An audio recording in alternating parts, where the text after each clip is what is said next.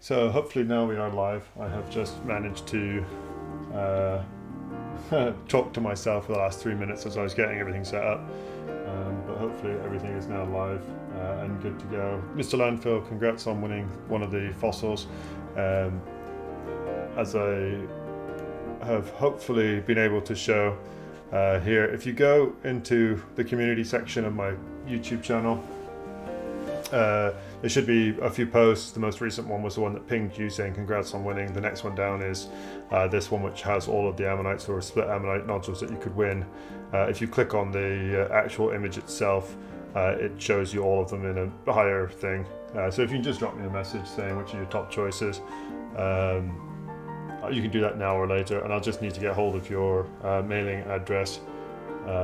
So if I can get that off of you at some point, I don't know if you can send me a message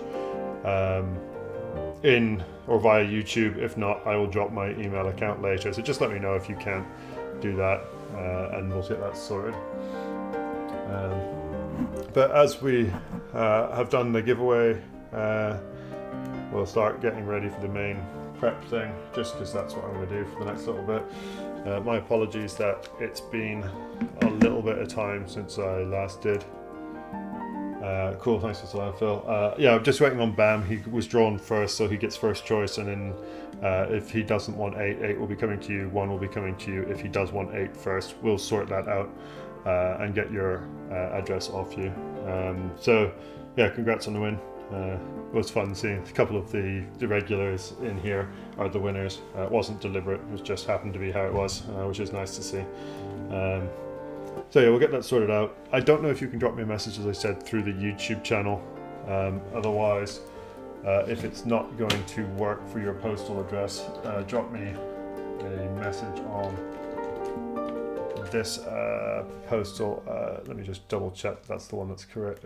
Archive it Outlook. Yeah, if you're willing to give me a postal address on that email, I will arrange getting the fossils sent to you once Ben confirms which ones he wants as his first choice. Alright, so now we've done all the admin, we're back to having a look at some fossils. So this is a fairly fresh nodule. It's been sat in my back garden for a little bit. So just getting this sorted to have a look at. So we've got a little deck, fresh out the cliff. You can still tell it's been fairly fresh. The rust is still visible on the outer layer of the nodule. So that's how we know it's fresh out the cliff, hasn't rolled around too much. I'm hoping it's going to be fairly quick to prep down this bit. It looks like it's going to be part of the muddy sediments on the top of it. So fingers crossed the middle is still there. No guarantees, but we'll see. If not, we've got a few others that we can have a look at prepping today. That's where we're at. I hope everyone is well. Do let me know how you all are doing. Or if you've got any questions about what I'm up to, let me know. Otherwise, I'm going to start prepping. You'll start hearing the whine of the machine. So if you don't know, it's a Dremmel 290, the basic entry-level thing, with a Zoic chisel tip on it at the minute. You can probably just about see it vibrating back and forth. So that's what's going on. And as you see, as we prep, or as I move, the tool is basically just vibrating back and forth at really high speed. And what it does is it just chips away the rock. This is a very nice example of what it should do on soft rocks. Doesn't always work quite as easily as that, and you'll see as I come through some of the prep that some of the other nodules and rocks from Yorkshire are a lot harder, so it won't be quite as easy as this the whole time, but I will never complain when it is this nice and easy. My goal, as the regulars will know, is just to gently move this tip, not force it, but just gently move it and let the tool do the work around the fossil, trying to just expose the edge. And so this first step's called roughing out of the fossil. And what you do is you're just trying to find the edges, not trying to expose too much in the first go, but just try and find your limits of the fossil, and then we'll go with a finer tool as we get a bit further along.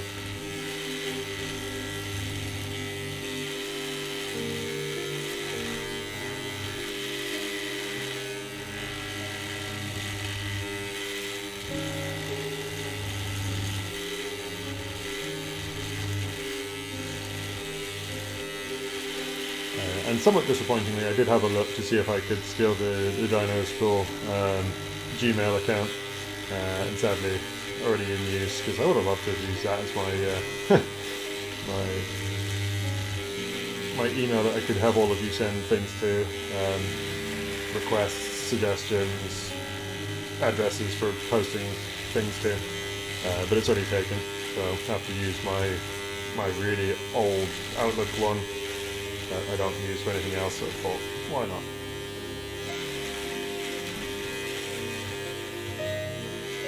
And if anyone does see Bam pop into chat, please give him the congrats for winning the draw. I need to just make sure I get hold of his details too. It'd be nice to get these ammonites out to you guys, not this week, early next week, because drawers of international postings, it'll take a while to get to you. So.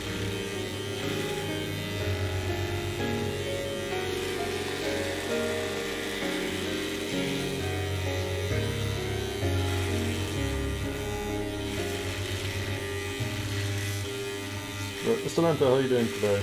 So you're normally, I feel like the one that I'm expecting to be out having adventures with his family on a day like today. Hopefully no worries, that's why you're busy. No worries. I was expecting you to be the one who's out actually having some adventures on what I assumed would be a bank holiday over in the States, but clearly not for you.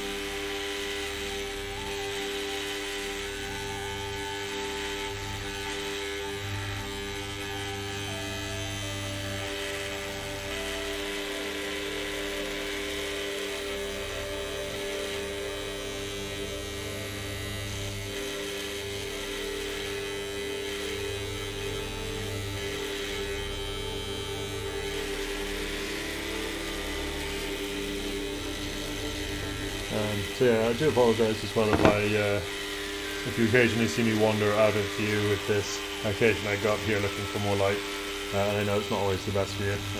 I'm working very hard to avoid doing that.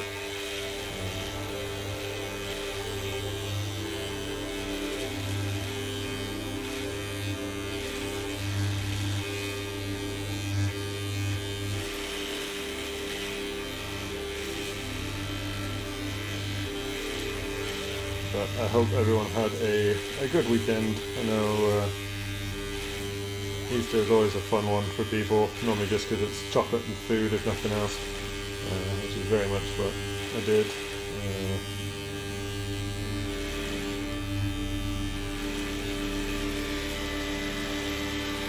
I'm gearing up to do some fossil hunting this week. It's been too long. I haven't managed to get out for the last 2 weeks. Too long, so I'm hoping to get out tomorrow, for Thursday, and probably Friday as well, if possible, but we'll have to see. The weather in the UK is being a bit changeable. It's the joys of spring, so we go through some lovely sunny spells to then pouring rain within a few minutes. And that there is a nice example also of what sometimes happens with the Dremmel and the Zoic tips. The Zoic tips have a flattened bit that you can hopefully just about see there. So in theory it goes well into the Dremel, which has this little screw for tightening and attaching things. So in theory it goes in like that, smooth flat bit, then gets pinned by the screw here. But doesn't always work perfectly, and with the vibration and the high speed of the Dremel, sometimes it has a habit of popping out. So even though you can see that I can apply a lot of force to that, it sometimes pops out. So we'll just keep an eye on it, and if it does pop out like it does then, we just stop and then just readjust it. No harm.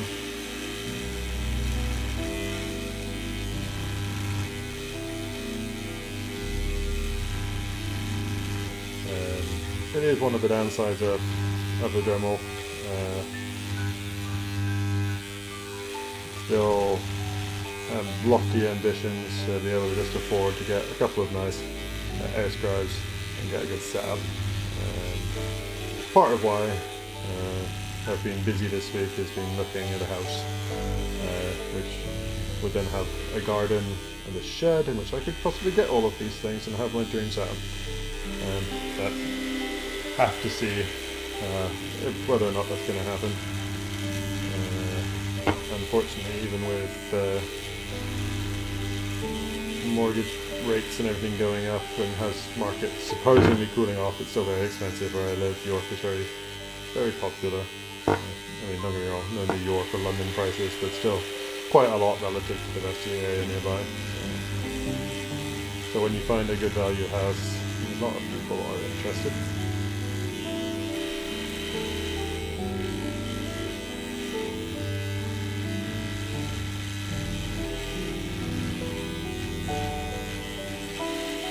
And just again, I don't know how many people haven't seen me doing this before that are watching, but if you're new and just wanting to learn how to use a Dremel, make sure you get a crappy ammonite that you're not really too fond of, because you'll make some mistakes, it's okay. And the goal is just to try and adjust the angle of the Dremel or the fossil or both relative to each other so that the tip is working away but not stalling. So you can see it just moves slowly. I'm not applying much force, just gently applying some pressure but not a lot and letting the machine do the work. Same concept for air scribes, you're just letting the machine with its high powered vibrations and the sharp tip, which is tungsten carbide I think, just smash its way through everything. But the Yorkshire material in particular is very hard, it's got a lot of iron in the rock, so the Dremel sometimes struggles with it. And if you watch some of the previous videos on the channel, you'll see, actually the last video of me splitting ammonites in the garden was a great example. Some of those I tried to prep before, just couldn't get through the incredible thick layers of iron on the outside, the iron pyrite that gives it that fool's gold colour. I couldn't get through that with this, it's just not strong enough. And so I ended up taking a hammer and chisel, and thankfully some of them split really nicely.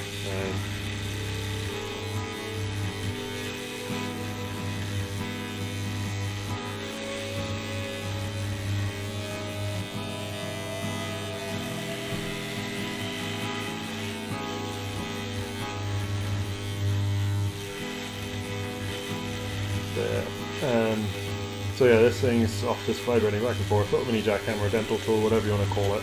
But effectively it's what it is, and it's just, as you see, just chipping away very slowly at things.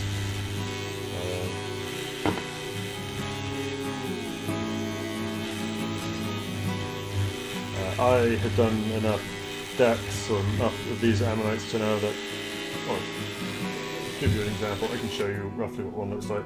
Another one I roughed out on the stream a couple of streams ago. So they all start like this, like this one did and still is. You've got this nice cap on the outside that kind of keeps them protected in the cliffs. But you'll see if you turn in, they start out at the widest and then they get thinner and thinner, so they deeper and deeper into the rock as you go. So I just will start by kind of finding the edge all the way around and then just trying to get rid of this peak in the middle that you tend to leave as you find the edge of the ammonite, and then get down to pretty close to the ammonite itself. And when you get close to the ammonite itself with this tip, which is the chisel tip, I tend to switch out from this one to the finer tip, which has a better ability to do neat, tiny, delicate things. This thing's a bit of a blunt object for just smashing through rock, whereas sometimes you just need something a little finer, a little more like a needle to get those little bits of rock off the shell.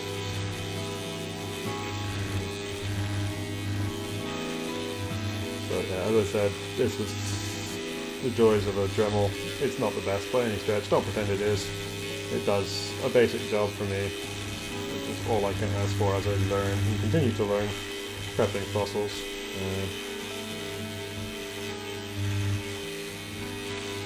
quite a change from the academic world where tends to be someone who does nothing but prep fossils and leaves them for us to then get to work with and research.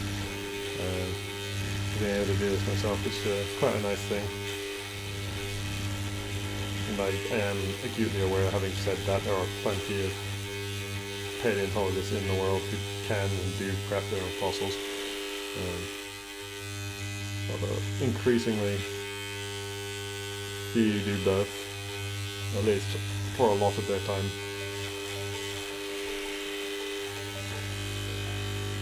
And in the UK, very few do it, just because we don't have a huge number of fresh fossils. We don't have a huge number of what I would call research-employed preparators.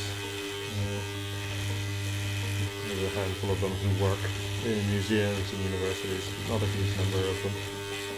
But most of the preparators in the UK tend to be private collectors who, kind of like myself, will have their own setup at home. They will obviously be a lot better for the very experienced people. And they'll be prepping their finds to sell them commercially. And so if you ever find anything that needs prepping, it's probably going to be going to a private preparator just for that reason. There tend to be more of them.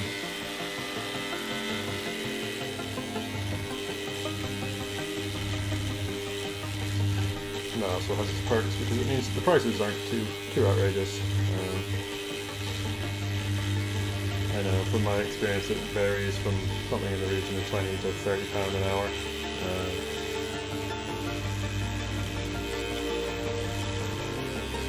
I suspect some people will be able to find cheaper ones, but when you look at the cost of some of the tools, it makes sense that they're charging enough that they can justify buying the next generation of tools, but also cover their costs and their time and their expertise, because it is quite a skill, as I'm sure I am demonstrating here by not being brilliant at it. Those who are brilliant at it have spent a lot of hours mastering it.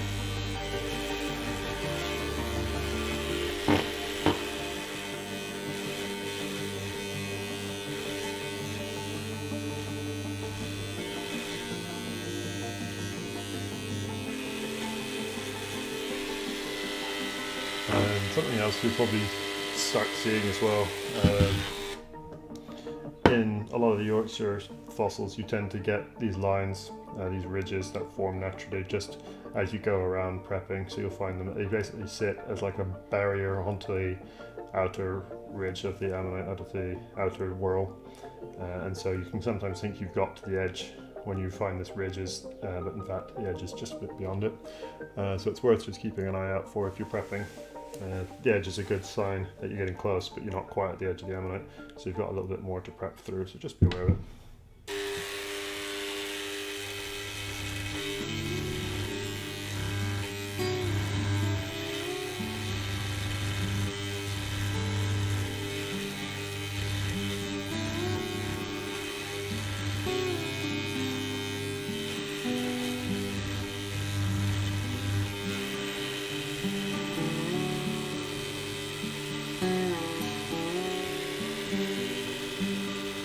What I'm doing now is just me completely ignoring everything that I was saying about how you should be doing this, and then just every once in a while just go and touch some of the edges over here just to try and get some of these bits of mud off, which sometimes break very nicely. You can see bits pop off and you get the shell exposed.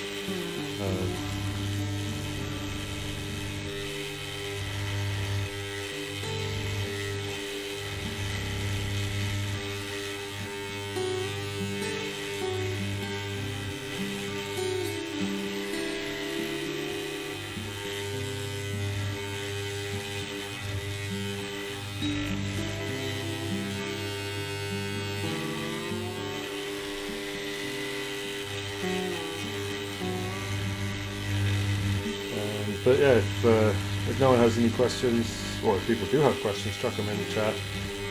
I'm quite happy to talk about pretty much anything whilst I'm doing this. It makes a change from just doing it myself in the silent mode. But if people don't have anything to talk about, then don't worry.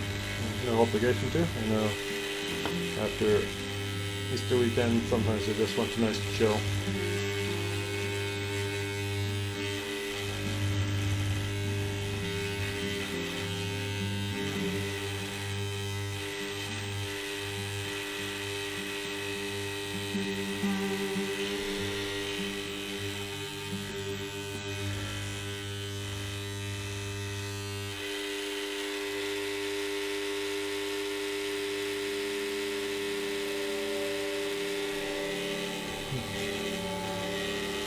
Oh, sorry, camera's gone sliding.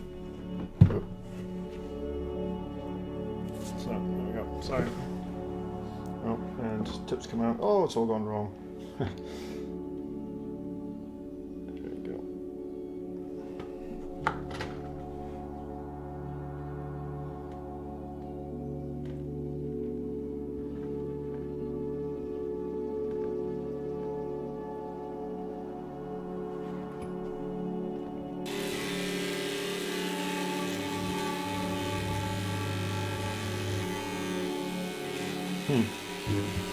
So that's not secured properly because that just did a full rotation whilst I was watching it.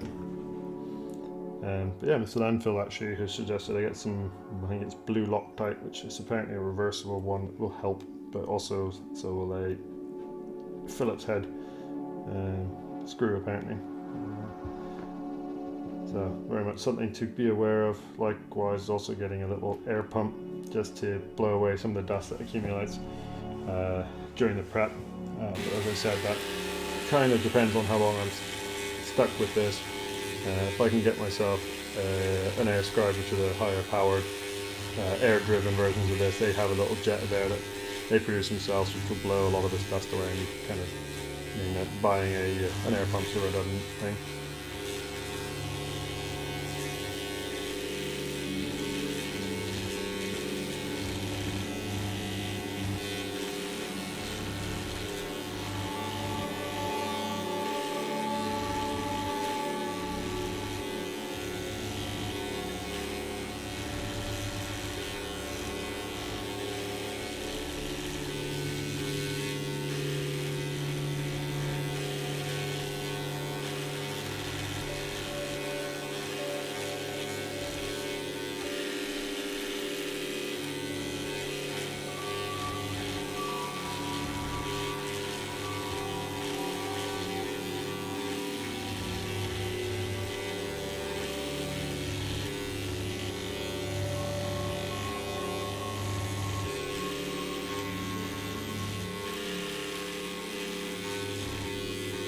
So yeah, at the minute it's just slow and steady, just working down the rock, taking these little chips out of it as we go.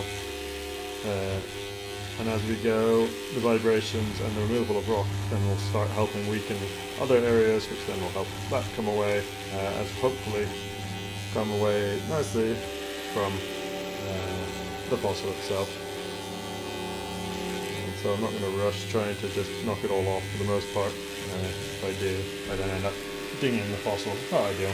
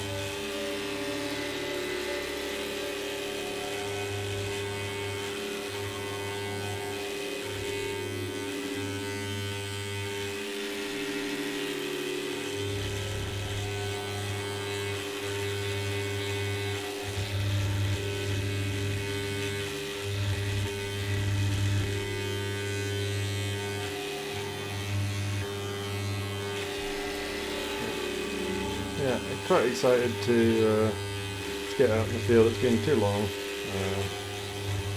So I'm going to go try out Robin Hood's Bay actually tomorrow, which should be a new one for me. I've been a couple of times to Robin Hood's Bay, but the fossil hunting I've done there has been very superficial. Only kind of wandered a little bit, normally due to the tide being in, or just being with people who didn't particularly care about the fossils. We're more interested in the cute little village perched in the middle of this little valley. Absolutely stunning. If anyone ever wants to have a look, as a Google search, Robin Hood's Bay, just a beautiful little town. But a bit of a bugger of a hill. I mean, all of York seems to be a bugger of a hill to get from the coast back to the top of the cliffs. But I guess that means there's just more layers of rocks to have fossils in, so it shouldn't complain too much. But it is, yeah, it's a trek and a half. But if I remember correctly, there's a fish and chips place about halfway up, which is always a nice treat, or an ice cream, even if it's going to be about 10 degrees Celsius, so not exactly the typical ice cream temperature. But it'll be a nice welcome break from fossiling and trying to climb back up the hill. A good time to have a stop, especially if I've got a heavy bag, which I'm always hopeful for.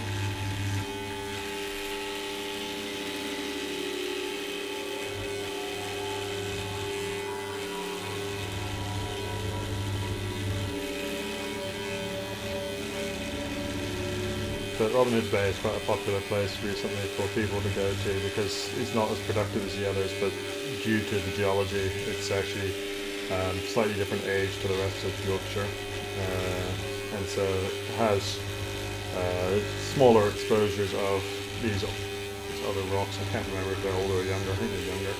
I could be wrong, don't quote me.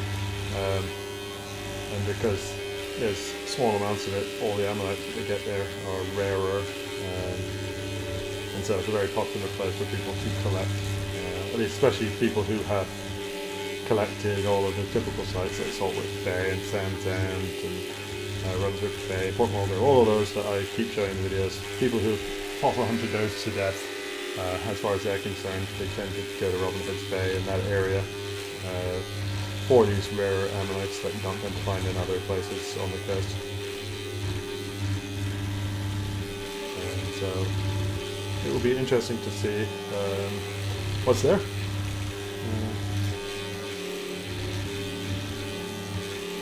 And the crap weather that we're currently having always brings me a little bit of joy. Easter is always a very popular time for families to be on holiday. Hey Manifold, welcome. I'm just chatting away to myself here. But yeah, Easter in the UK is a popular holiday time. Obviously schools are all closed. They get 2 weeks off here. We don't run on the same system that the US does with semesterization. We tend to run on terms, which means there's an Easter break, a Christmas break, and then they've got 3 terms on built around that. So it's a big holiday for students, and lots of families come to go to the coast around Easter time. So the coast will probably be very picked over recently, and so all the crap weather we're having currently brings me hope that there might be some nice new fossils being washed out today. So that'll be the excitement I hope for tomorrow. And I will definitely post sneak previews of anything really exciting if I do pick up something fun.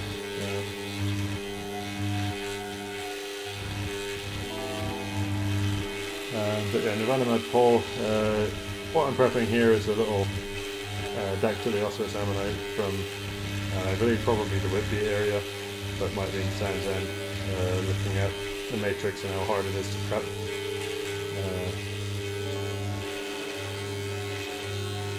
It's not one of the really exciting ones, which is why I'm not 100% sure where it is. It's been living in my garden for a little bit. Now I'm going to try and prep them.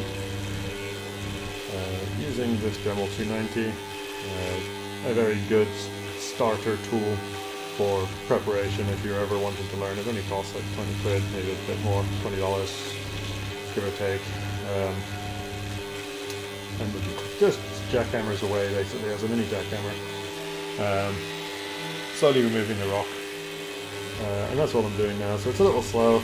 If you've never watched one of the streams before, my apologies, as it can feel very slow, but in that time I encourage you to ask any questions you have either about what I'm doing now, or fossils in general, or just tell me what's going on with your life. I'm always happy just to chat to people.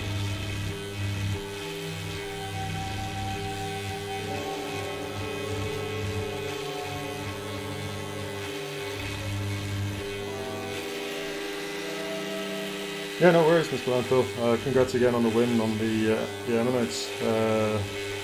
So it's nice to be able to give something to some people who are obviously very enthusiastic, and I feel like you've probably suffered more hours with my channel than probably anyone else so far.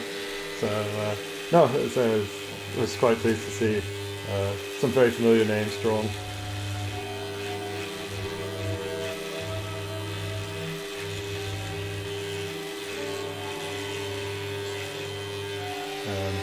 And yeah, as soon as I get hold of Bang for the as the other winner and find out what his preference is, yeah, we'll get you your either first or second preference ammonite across to you.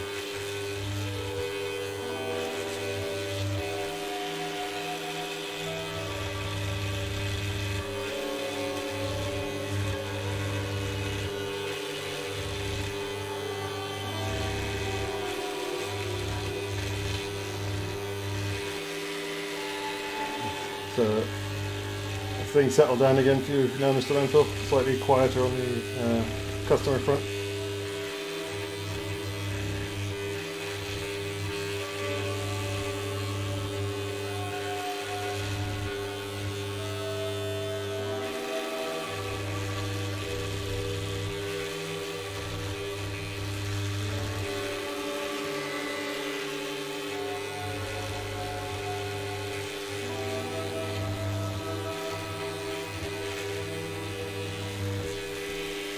And also do let me know if the noise is terrible, or you guys would just like me to turn off the whining of the tool and listen to the chilled space music vibes that YouTube gives me for free without copyright issue.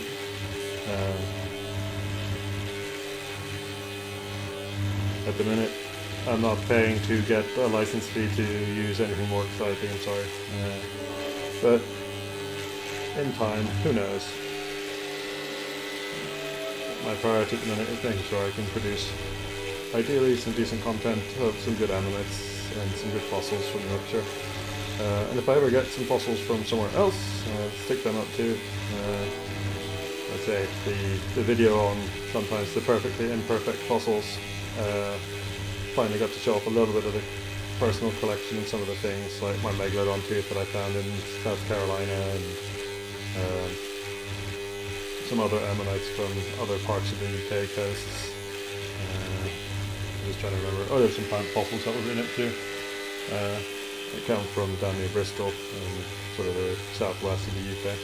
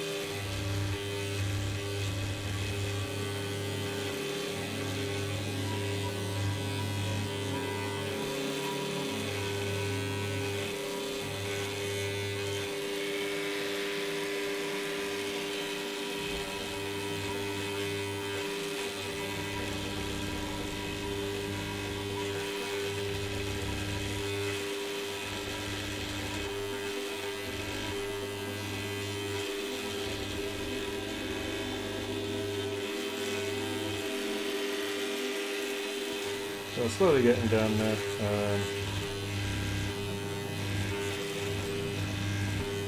I'd expect to start seeing ammonite filling through some of these corners fairly shortly.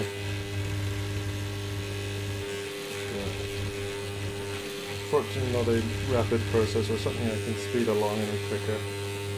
It is very much down to the tool, and rushing it tends to cause damage to the fossil and makes me very frustrated. So, there we go.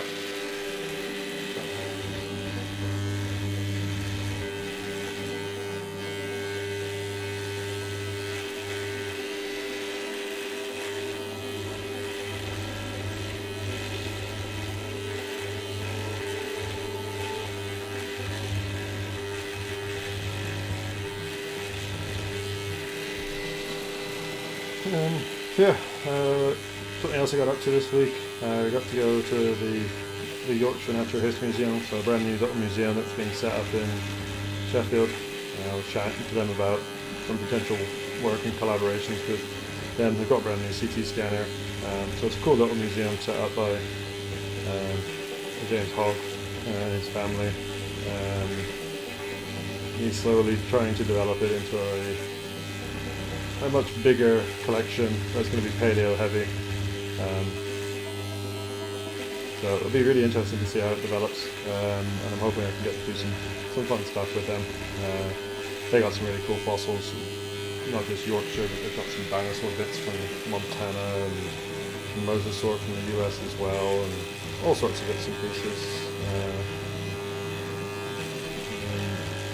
An ever-growing collection that they've grown to something like 10,000 specimens within the space of a year. In fact, I think it's 6 months in. So it'll be really cool to see how that develops.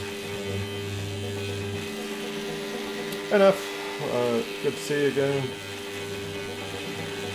Hope you're enjoying your Easter Monday with what I would assume, if you're in Germany, is a lot of chocolate if you're allowed.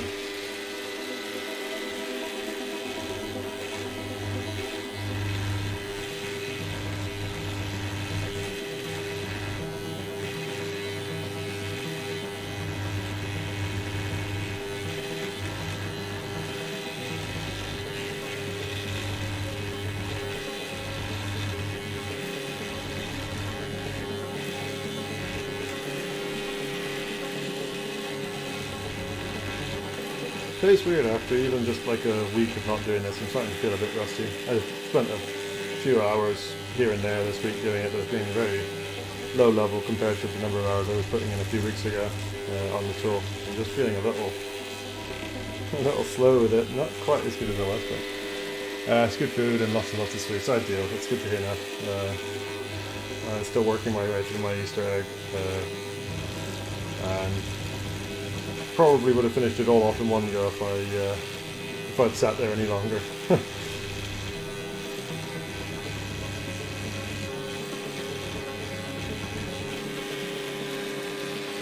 Oh, excellent. I assume roast lamb. Is that German tradition? I guess actually it's kind of it'd be a British one as well, so it's actually having a roast lamb for Easter, yeah. We've got chicken tonight, sadly, not as exciting as yours. That should still be great.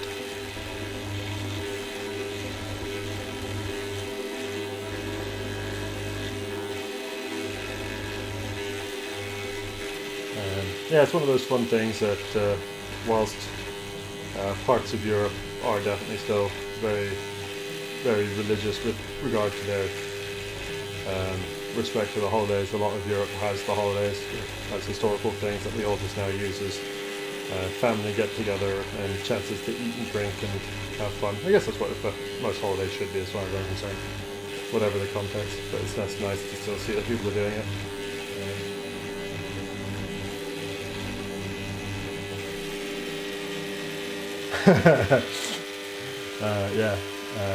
It's not a bad way to do it. Have the missus look after the sweets and you look after the savouries, if that's the way around you guys are both with it.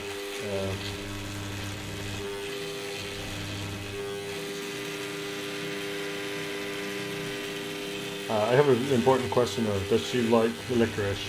Because I may judge her very much for that, because this last licorice I had from Scandinavia was not good as far as I was concerned, but just obviously got a weird palate compared to whoever likes that.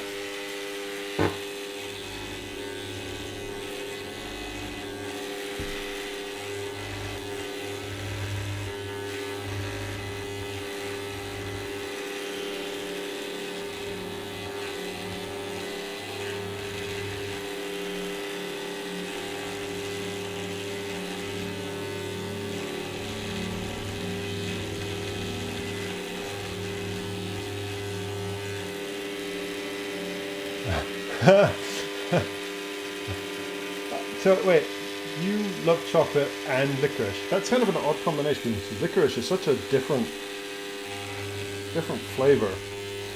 Yes, it's kind of that bitter if you like really dark chocolate as well.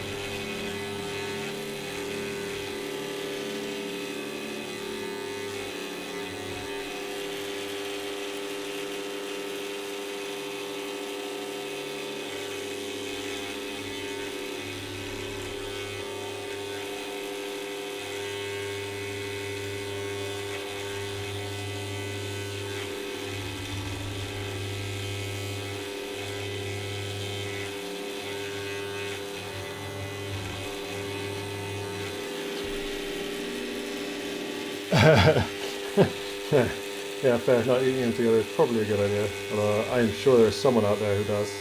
Ugh.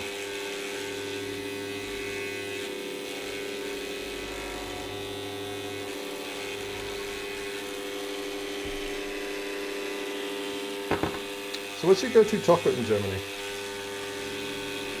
These are the important questions I need to know and find out how different we are with this. Hey, Doc.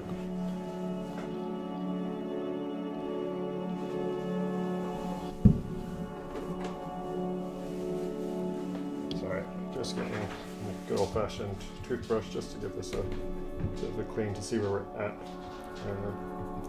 Because that dust gets a bit silly.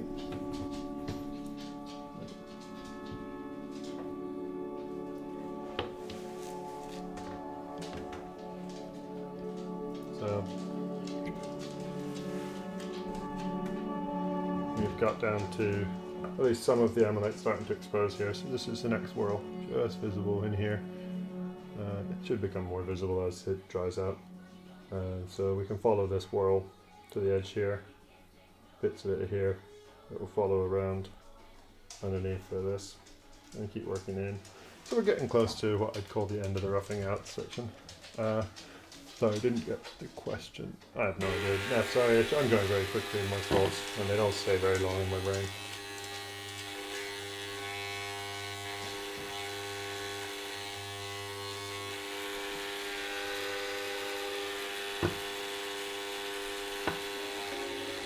I think one of the good things about doing a fossil prep is my brain turns off very quickly, which is nice. It does mean that if I ask you a question, I am very likely to have forgotten within 20 seconds of asking it.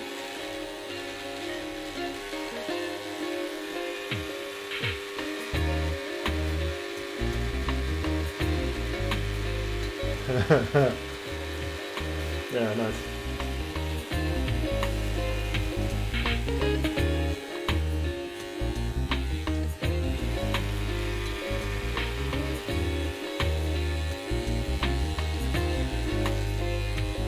It is a very acquired taste. Like in the UK we have licorice, but the licorice we have here is nothing compared to what I've seen in Germany and Scandinavia.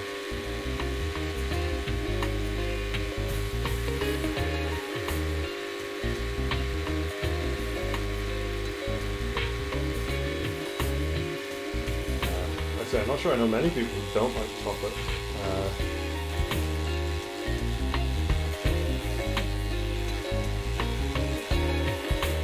There is a lot of debate though on what is the appropriate chocolate.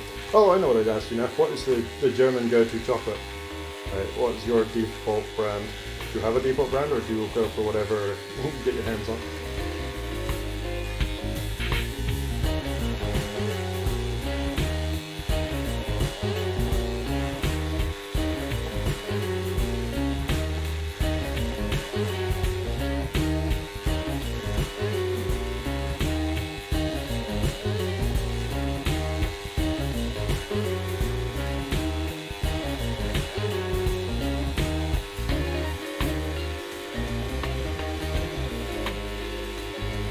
And Nirvana Man Paul, it's good to hear your daughter loves chocolate too.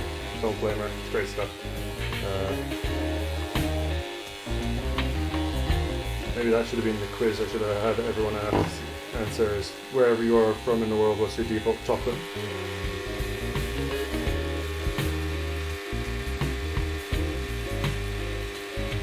And now still thinking about his licorice. My fault for starting him on it.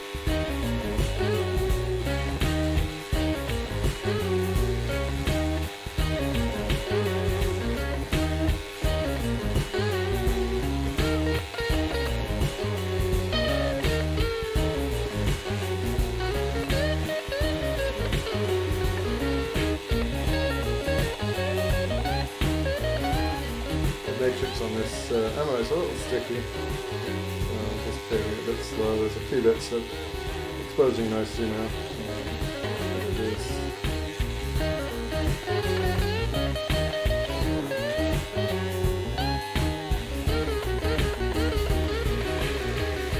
So there you go, you can just see the next whirl in.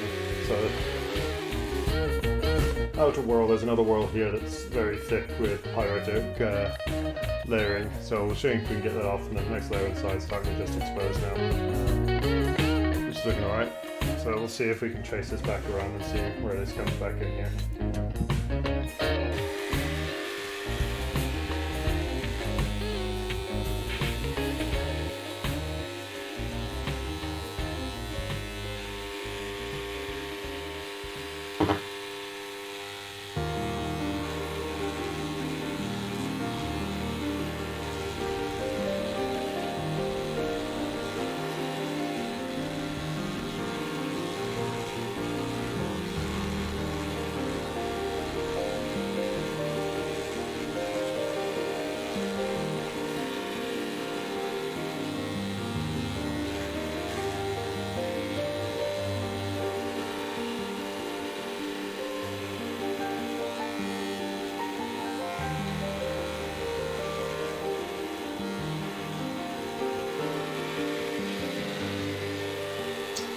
Only problem is now talking about food and chocolate, I've made myself hungry. That was poor planning. Poor planning by me. Should have known that was going to happen. Oh. But I'm still waiting to hear people's favourite choices of chocolate, not just licorice flavours.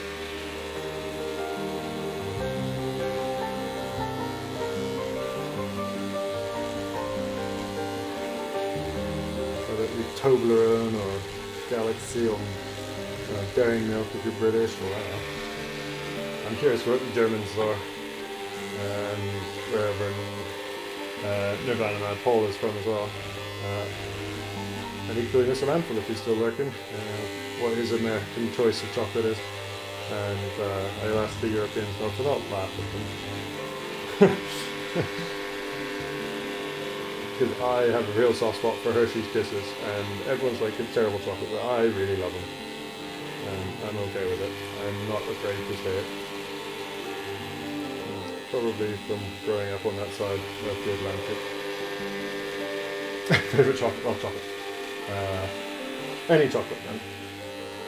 Do you have a brand? A dark chocolate, light chocolate, milk chocolate?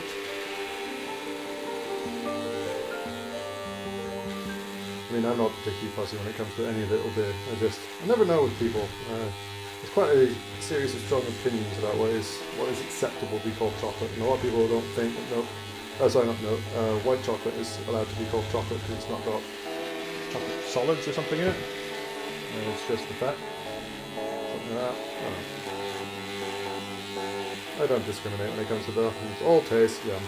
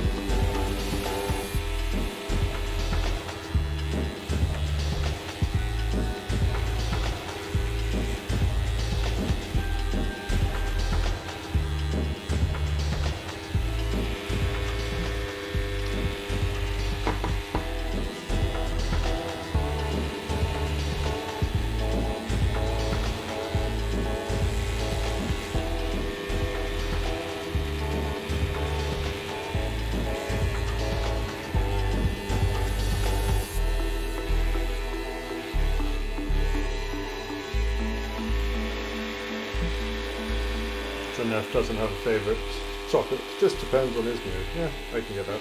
I get that. For me, it's whatever is closest to hand at the time, usually. Although, super dark chocolate's not my thing. Too bitter. Having a chocolate, I don't want it to be bitter, I want it to be sweet.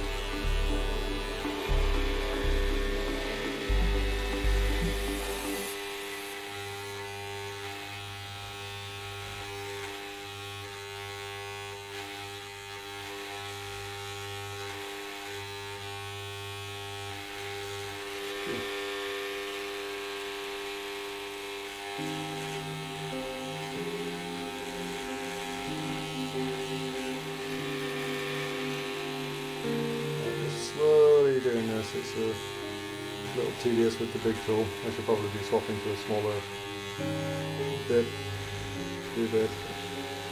still doing a bit quick and hasty, just because it's nice to get it done in a single session, even if not perfect.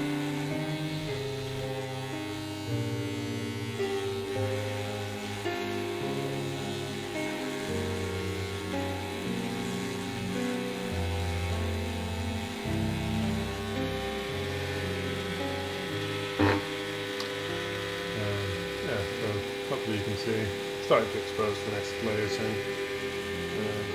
Doing alright.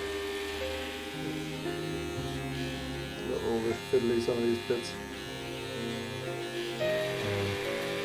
The Dremel is quite useful because if you get used to it, it's got different power settings. So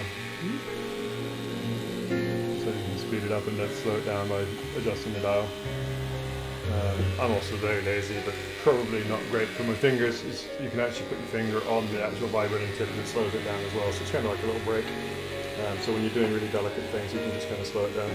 But I imagine highly discouraged by any doctors due to the vibration risk or vibration injury risk. So just be aware. That's what I'm just doing every once in a while. If you haven't seen me fiddle with the settings, but yeah, you're seeing me do delicate things, as I've probably got my finger on the end, just slowing it down a touch, just trying to get a bit of control. Also because the Dremel head, whilst it vibrates forward and backwards, it does a little bit of side to side, which is not ideal if you're trying to be super precise about sticking a very sharp bit somewhere and wanting it to be delicate and controlled with vibrating side to side.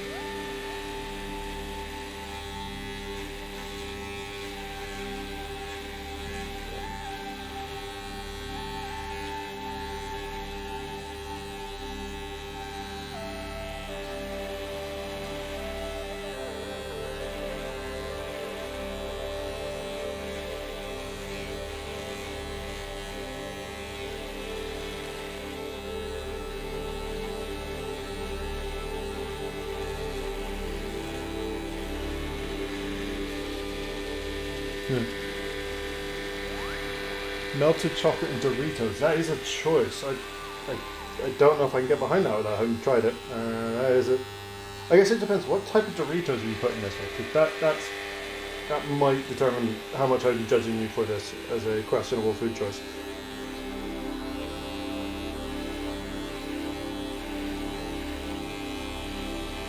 Because like the chili heat waves, I think would struggle, but I guess people like chili chocolate, so I don't know. I'm now intrigued by what you're going to tell me next is your Dorito of choice to be putting with chocolate. I guess my next question after that is, what country do you come from? So I then become super intrigued about what country has some interesting chocolate opinions.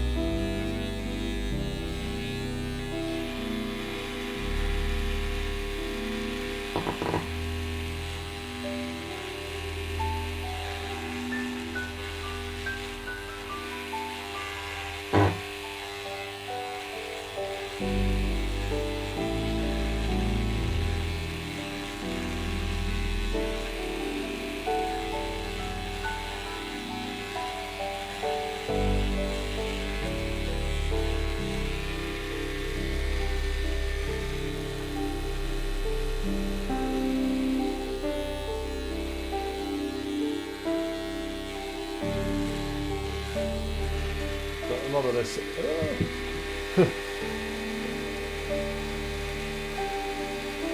Neff, that's what I am taking Nirvana's suggestion as Doritos, as in the chips or crisps, depending on which country you're from, plus chocolate together. And it is an opinion.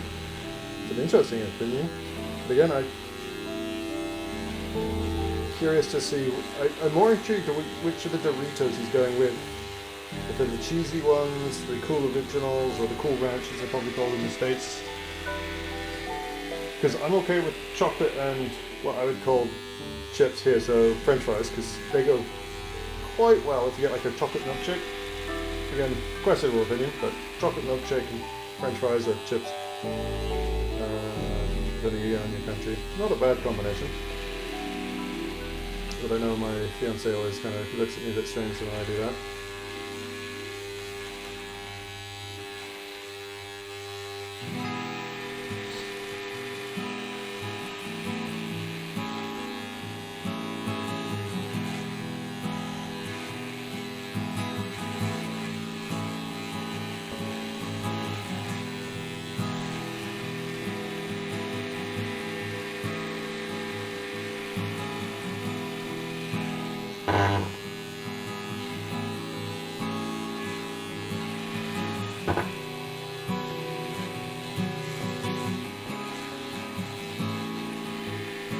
Ooh, there's multiple people sharing this chocolate and chips or crisps opinion. Interesting.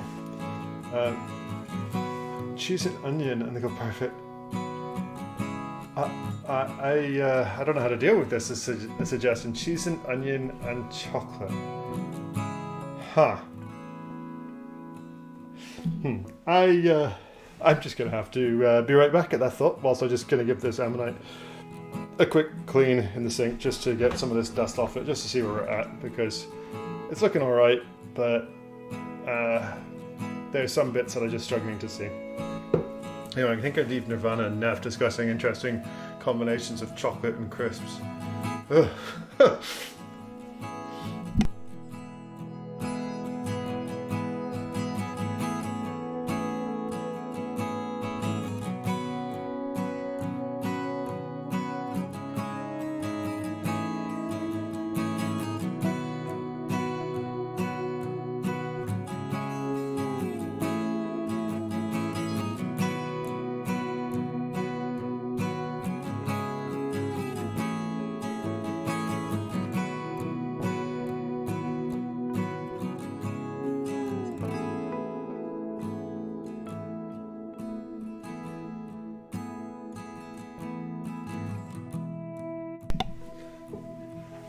Welcome back, Mr. Landfill. Catching up to live. What you have joined in is an interesting conversation about chocolate and crisps, and the German trying to convince the rest of us that chocolate goes really well with cheese and onion. And unfortunately, I'm going to have to try it, and I'm now going to judge him. I feel like this is either going to be something that I'm going to regret horribly, or then because it's terrible, or regret horribly because I turn out to like it as well, which will be also pretty terrible.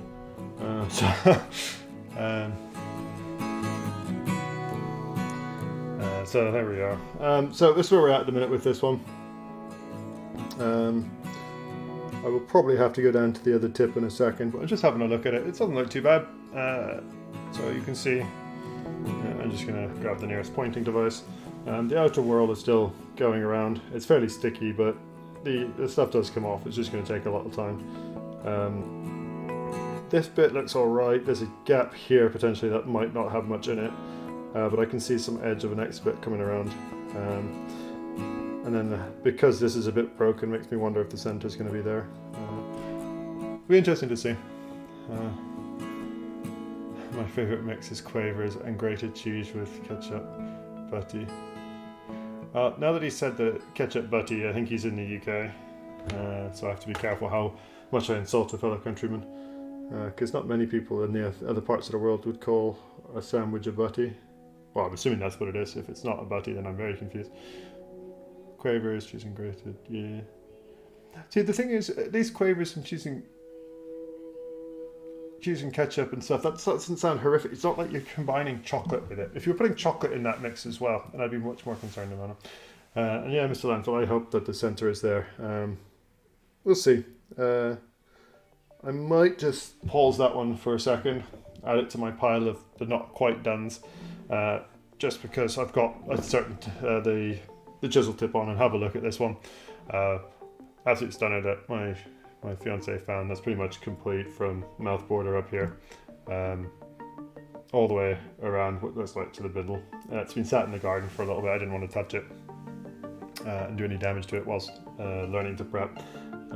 But it's actually been slowly, this layer of mudstone's actually been coming off of it whilst it's just been sat in the garden across the winter. So I thought, let's see if we can just take this off whilst I've got the chisel tip on. I can just take it slow with this one. But yeah, it's a beauty of an ammonite. Wish I had a scale bar in here to give you an idea, but we're looking at sort of 6 to 10 centimeters across, maybe a bit longer. Yeah, 3 or 4 inches. Old money.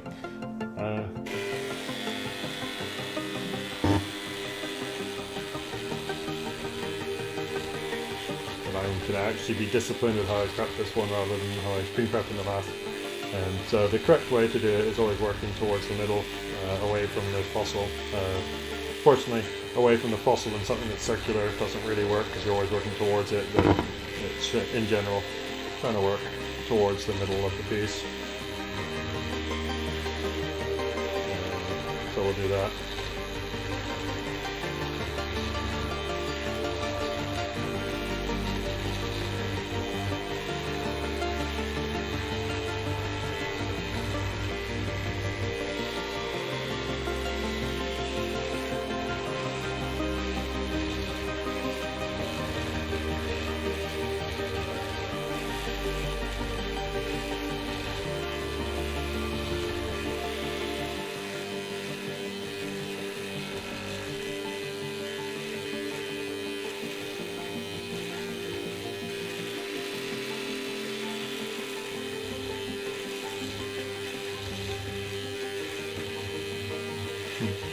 Like I said, working towards the middle, not working from the middle out, and guess what I start doing almost instantly.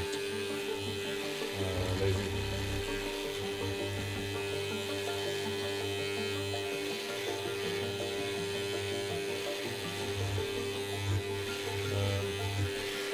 It's one of those things, if anyone ever wants an ammonite nodule to try and prep and play with at home, just give it a shout.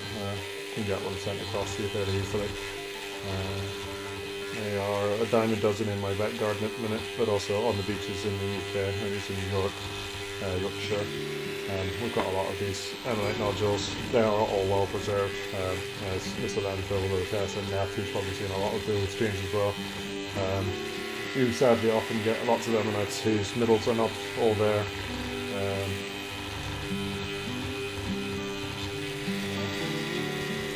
I've just got my lazy one there just to show you what they can look like. Just show it at the top corner. Yeah, so there's one with the middle all there that I prepped a while back. Probably one of the best ones I've ever prepped, to be honest.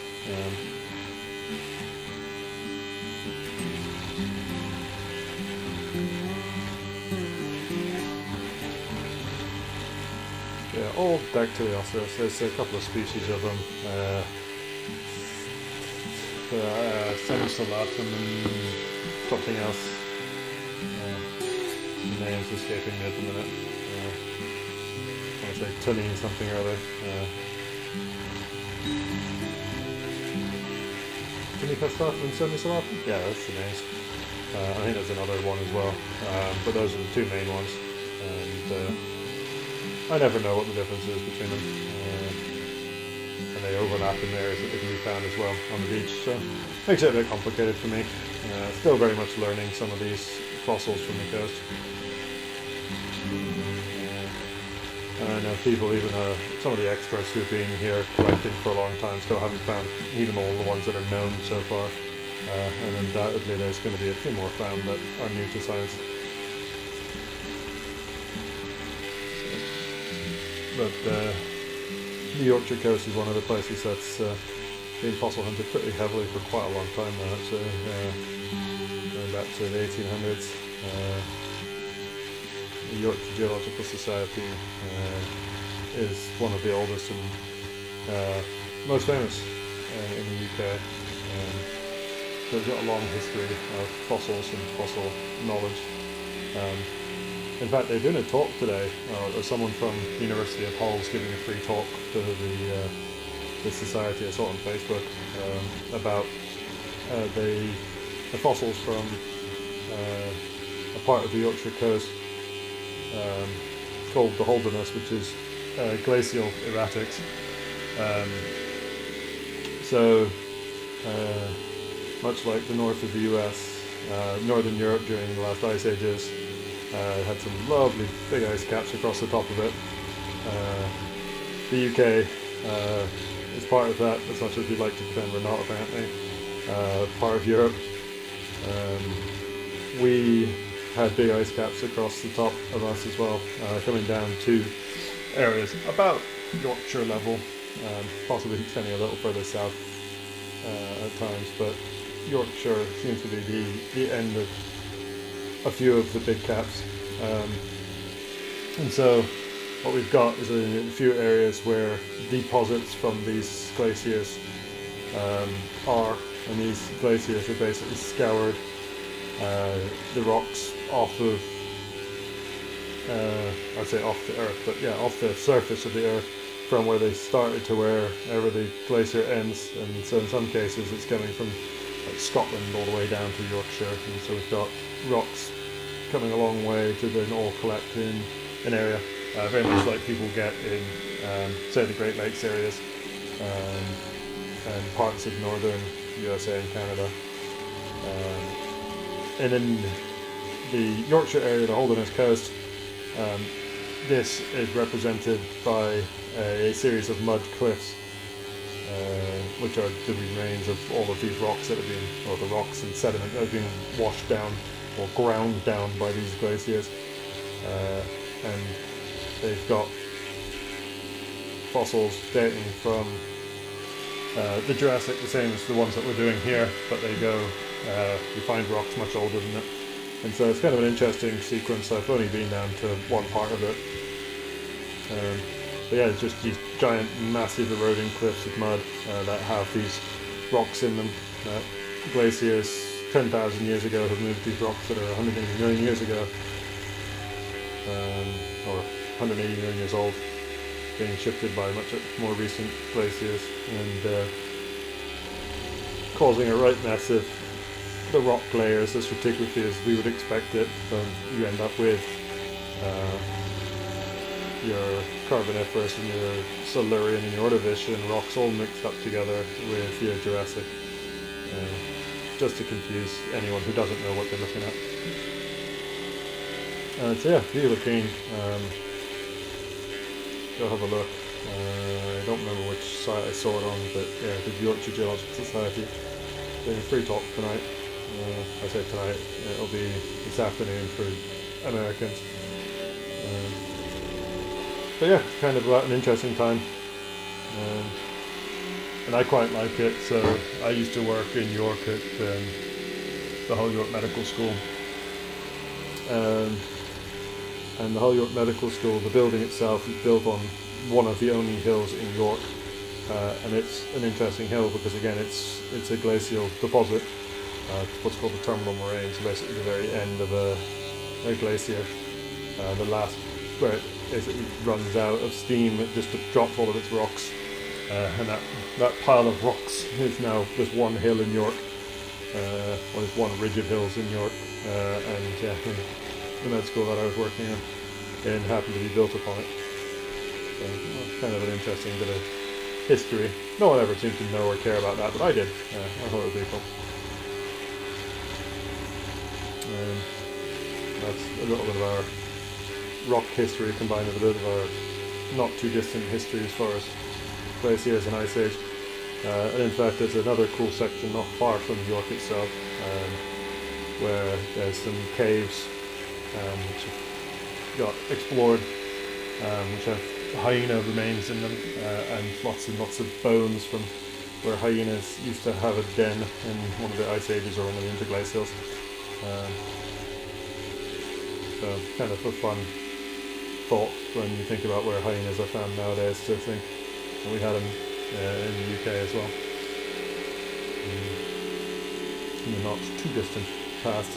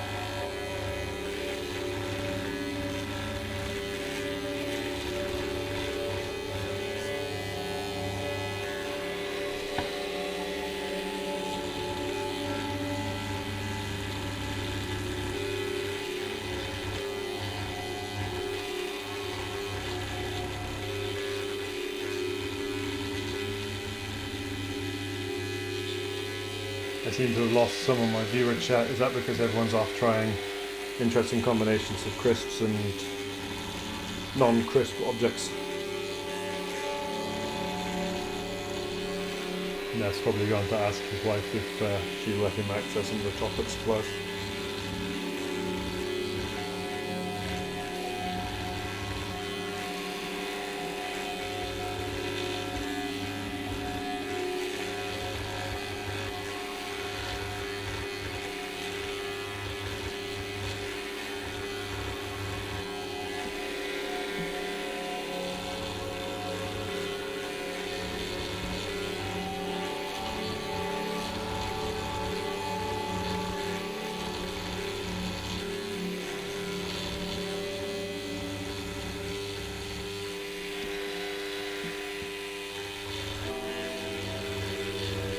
So yeah, there'll be a few more videos coming up this week from the channel of fossil hunts. I'm very hopeful that we'll be getting also towards the time I can show you guys the fossil fish at Fin and Acid for a while.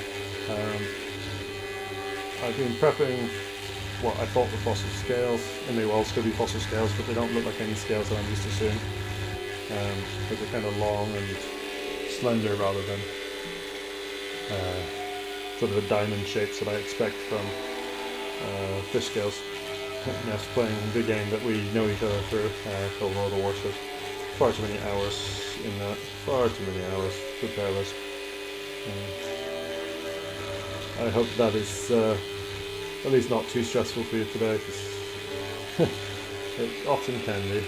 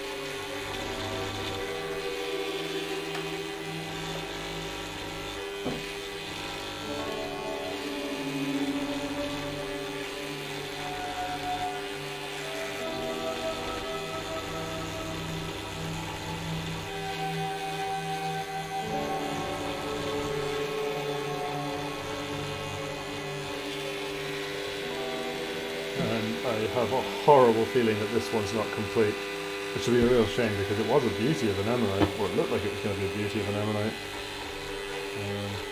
But this side here, where I expect the shell to be, there just isn't shell.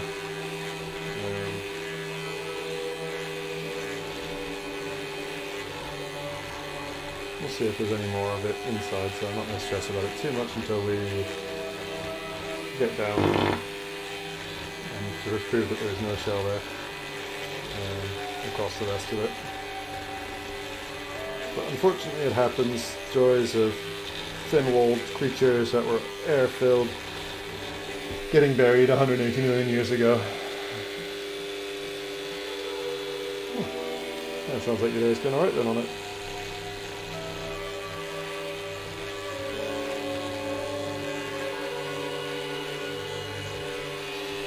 But also, if this ammonite is damaged and missing bits of it, nothing I can do about it. Ooh, that's alright, there's some more in there. So maybe what I'm seeing here, that looks like it peated out is just the mud sat on top, so maybe that's promising instead. So I'll just see if I can get this to go a bit more.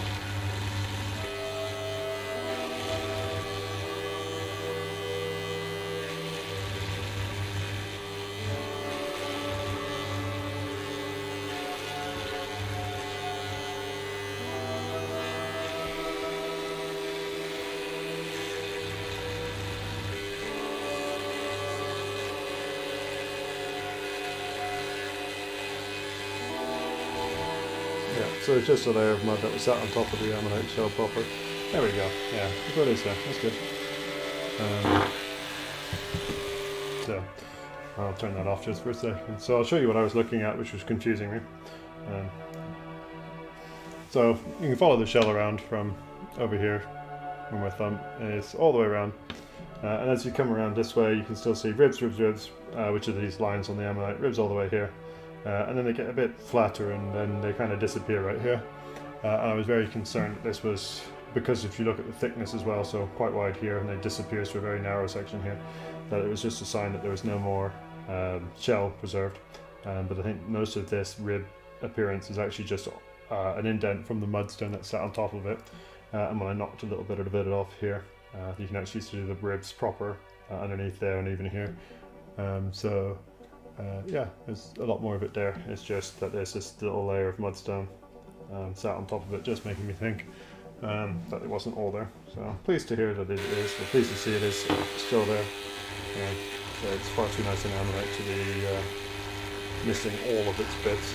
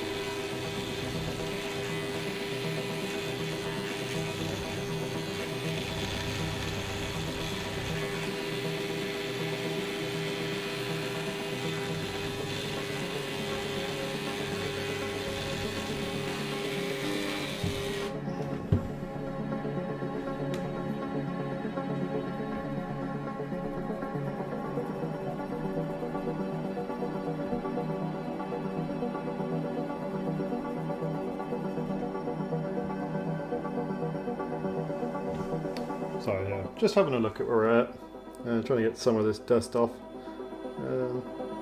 But not doing too badly. So as I said, you can see the start of these whorls here, a bit more down here. So I'll see how much further we can get. Where we at? 3:30 my time.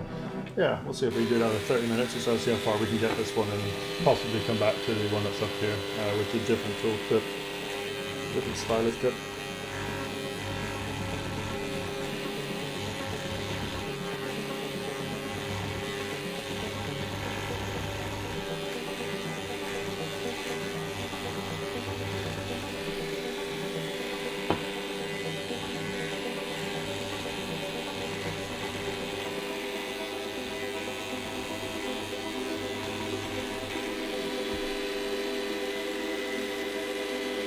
Forgotten fossils, yeah, that's sticky. Sticky is the preeminent word and descriptor for our ammonites in Yorkshire, as you know. This one I started today is very sticky, as you can probably see by all the little bits that are missing up here. Some bits have come out okay, but there's a lot of pyrite chunks in here as well. So we'll have a look at it, using that with a finer tip. At the minute I'm just using the chisel tip to do a bit of roughing out and see if we can just get bits of it at least down to a closer level so that we can then use the fine tip. But it's where for sure a good air pen would make a world of difference. But where I am very much restricted by my tools, and I am aware poor workman blames his tools, but it definitely would make a difference here.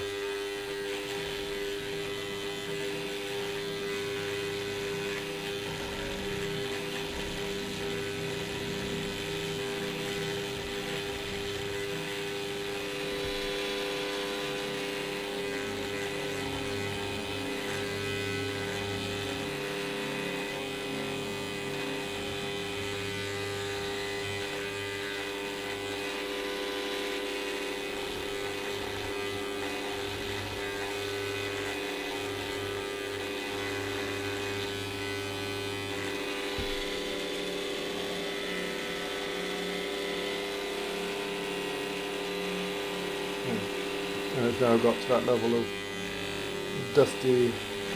It's going to also be a bit of a pain unless I go give it a wash. And if I give it a wash, then it'll take a bit of time to dry. And then that will be probably the end of this one for today. And we'll go play with the other one again. But I'd like to do a bit more of this if I can without risking damaging it too much. Without risking the damage to it. Full stop.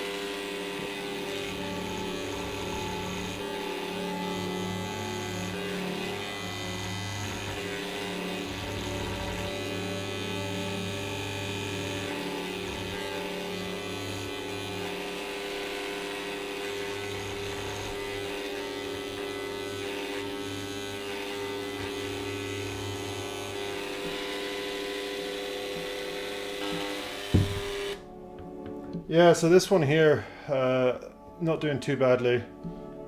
Also, Forgotten Fossils. Liam, is it? Yeah, nice, welcome. Yeah, I'm quite pleased with how this one came out. It's one of the best preps I've done with the Dremel. Unfortunately, it's not just the one in it. There's another one there, another one there, another one up here, and lots of bits of it scattered around. So I started trying to prep the other side to see if I could get some of the rest out, and it became a bit of a horror show quickly. So I stopped there, left it at that just for the minute. As I say, if I can get some better tools, then I will hopefully get some more prepping done. It's just very much a challenge, as you will be aware. I've got an awful lot of them that are at that lovely roughed out stage of haven't got down into the middle any quicker because it's a pain in the butt with the Dremel, and sometimes nicer just to leave them as is before while I'm doing it live on screen, so that if I do mess it up, I'd rather people didn't see it.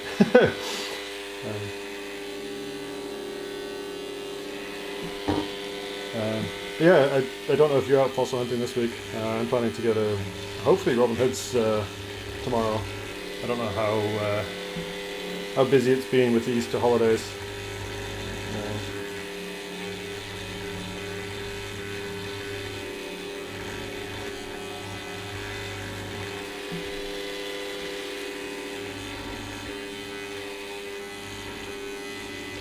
I know it's one of your favourite spots, or at least it has been in the last few videos. So, for people who don't know, Forgotten Fossils has plenty of brilliant finds that he's got from the Yorkshire coast as well. Do check out his channel. He's one of the gentlemen who does a lot of collecting. He's done a lot from Robin Hood's Bay in the last little bit, so this is a place I'm going to go tomorrow, which has got a slightly different age to the rest of the Yorkshire coast, which makes the ammonites tend to be a bit rarer there. But he's also got a fossil website and sells fossils, so do have a look if there's anything that you want to get. Well worth having a dig.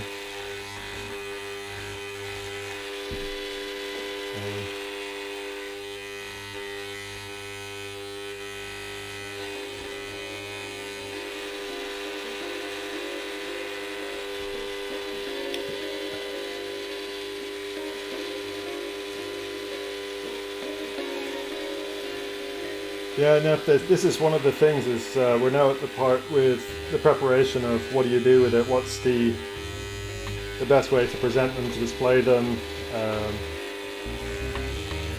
and it's one of those things that there's a lot of ways to do it, and a lot of it will come down to my abilities as a preparator, or ceding my ability to do it to someone who's got far more skill, like some of the guys in like the Whitby Fossil Shop or the Smiths, just to let someone who's far better at it do it. Liam, I don't know who does your fossils. Do you get them done in the Whitby Fossil Shop, or do you get someone else to come do yours? Because you always have some beautifully prepped fossils. I'm always intrigued where everyone gets them done.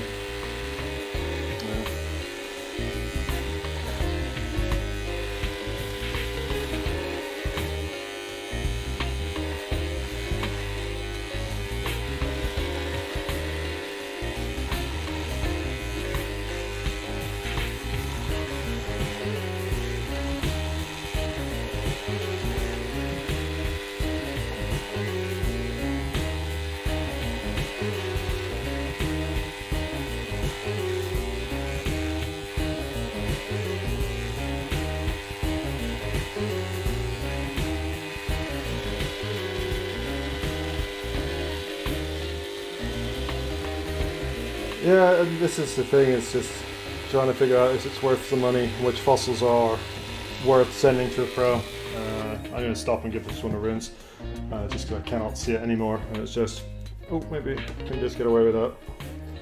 Yeah, I don't want to do too much damage to them, because that's also part of it, it's just understanding your limits.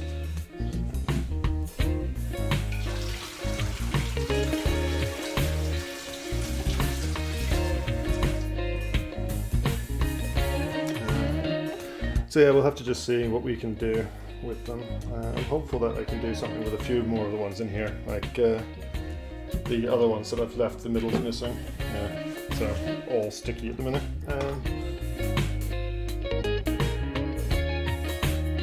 But it's looking alright. So far so good. Definitely a lot more to go on this one though, but I think this might actually end up on the finer tip as well. I'm just going to tuck that up into the very large, increasingly large to-do pile of all of the little ammonites that I've got knocking around that need finishing up there. Let's take the tip off and see if we can put the other tip in and see what we can do with it.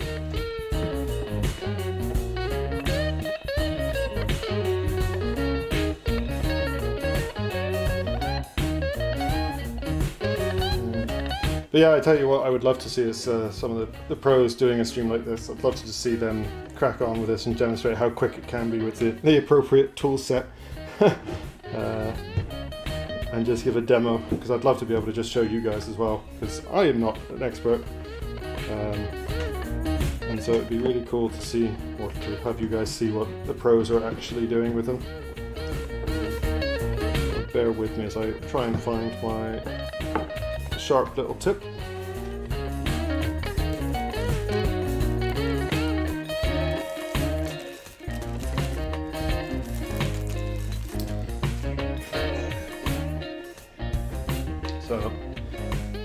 for those who are new or still looking to see, so my setup is a really basic one. Dremmel 290, I know everyone's heard this many times, who's been here regularly. Zoic Paleotech, their website. You can get a pack of 3 tips. So the chisel tip's the one I've been working on as the basic prep one. And then I'm going to use the long stylus now, because it's better for the delicate things. And then I'll crank down the speed on the Dremel from 5 down to 3 probably, and even then it might go down further.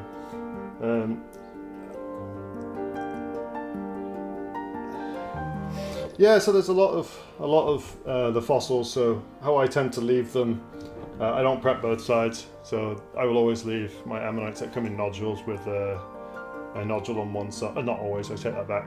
My Hildoceras, the really nice Hildoceras I have, that I actually took both sides off, or paid to get both sides taken off in the preparation, because it's beautiful, and in fact it made it more interesting because one side was fairly well preserved, and the other side is the side that has what is probably a bite mark out of it, or at least I say bite mark, predation marks from possibly a lobster or crustacean of some description.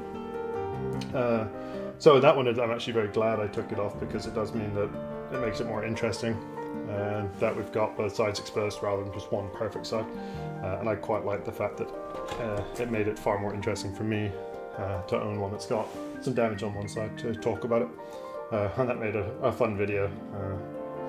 Took a lot longer to make that one than the fossil hunt videos. So quite nice.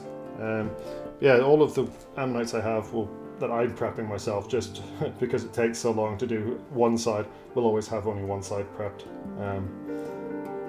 But fossil giveaway I did, or I've just completed that Mr. Landfill one out of, he'll have a nice split ammonite from Brunswick Bay, I believe it is, or Kettleness. No, Brunswick. So there are those that are also nice, because they go back together, and I think they make a nice fossil as well. The ones that you get pair and counter pair. So I know you were talking about the one that you liked, Neff. So this one, it's got a bit of its spittle to still be figured out, but it's got a second bit which goes together, so it actually goes back together as the nodule as it was found. And so then you get the nodule. You can see where I hit it there with the hammer and chisel popped, and you get the beautiful little ammonite inside. Yeah, so I've kept a lot of them like that where possible as well, where I've got both sides that actually go back together nicely. The sides stay together.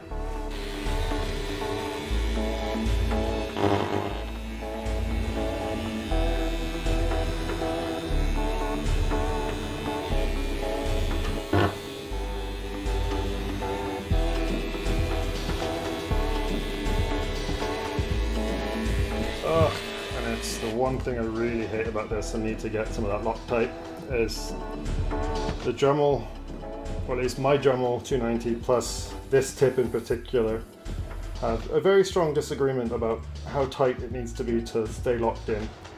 And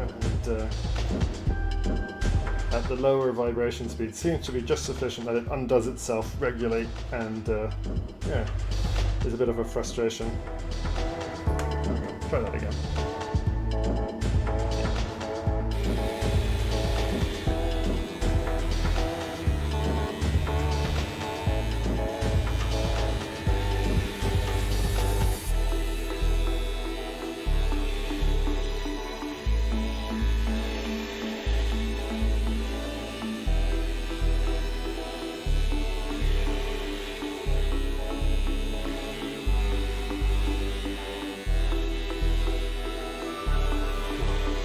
Yeah, and it is sticky as all hell.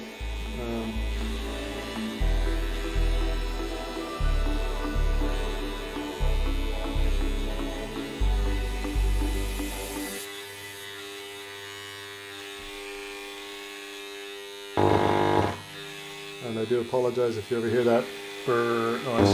That noise is just I've prepping in a little glass box, and it means I just put the end of the Dremel 290 up against the box and it's just vibrating, so don't stress about it. Just I'm not controlling the Dremel as well as I probably should do, is what that noise means.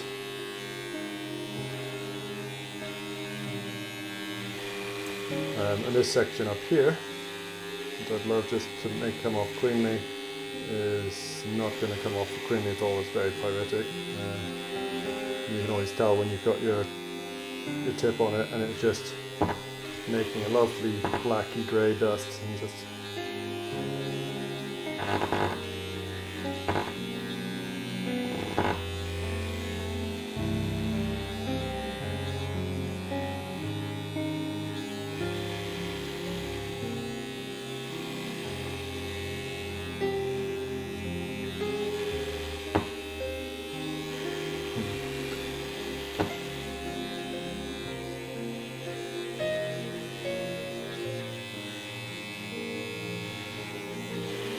some bits are less sticky at least.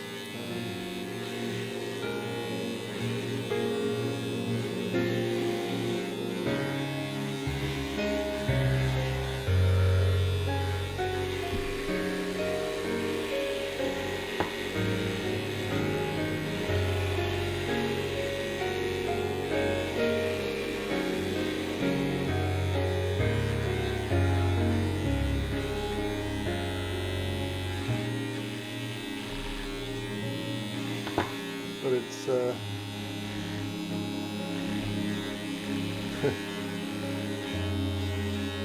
gonna be a challenge.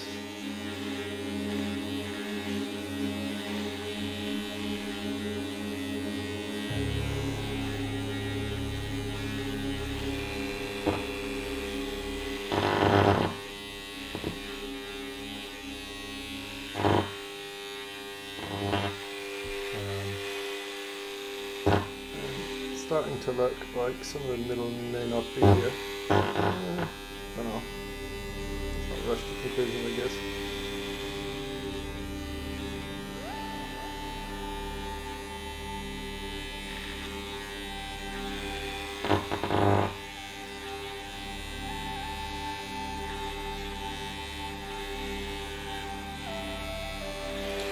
Cool.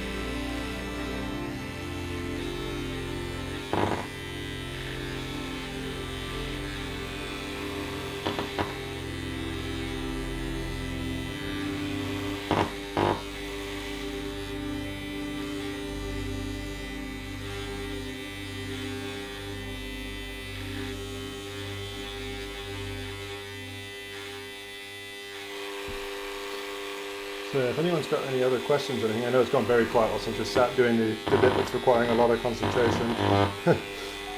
Do chuck them in chat for this last little section.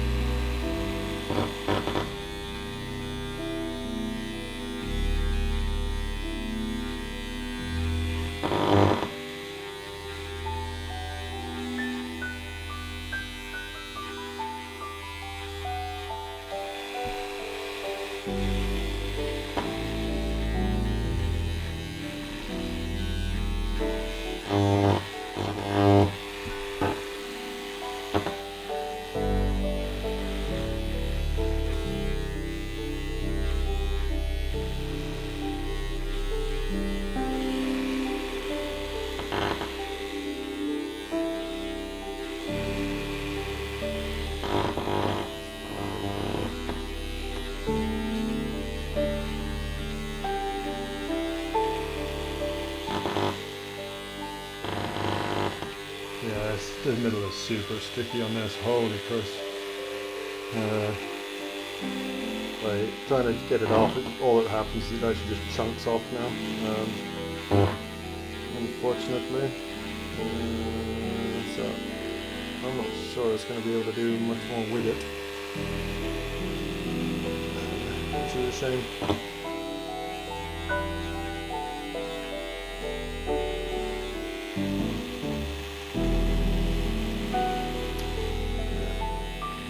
Alas, it is the way it works with the fossils, and also where it's particularly challenging if you don't have either the air scribes or even the air abrasives, which would be probably fairly effective for this stuff, where you basically just blast the fossils with a pressurized stream of particles, whatever they happen to be. You can get different particles that do different hardnesses of rocks. You can get some that are like iron, some that are calcium carbonate, and yeah, basically the theory is that you slowly chip off or abrade the rocks without damaging the fossils, but you can actually still damage the fossils depending if you've got the right one or the wrong material. Ooh, and touched my camera just enough times that it slid. I touched the box just enough times that the camera slid. There we go.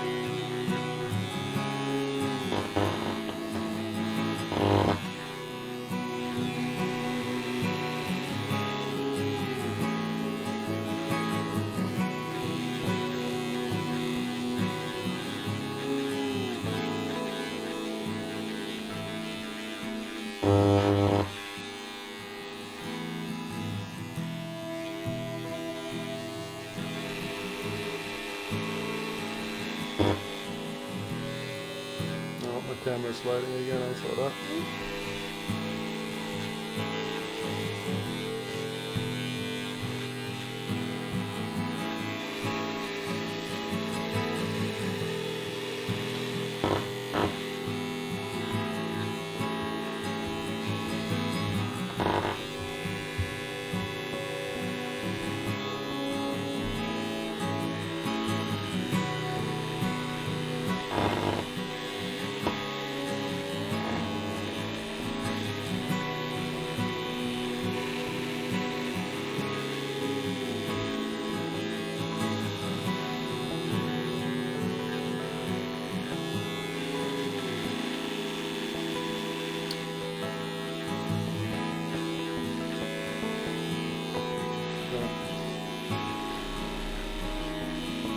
Unfortunately, this middle, whilst it may still be there, it's just going to be too much of a pain to actually prep out. So it might just have to live as a partially prepped one. At least with what I have now, it's just not gonna get much better. So I'm gonna give this one a quick rinse as well. I'll be right back with it. We'll maybe have a look at see if we can do a bit more with one of the others.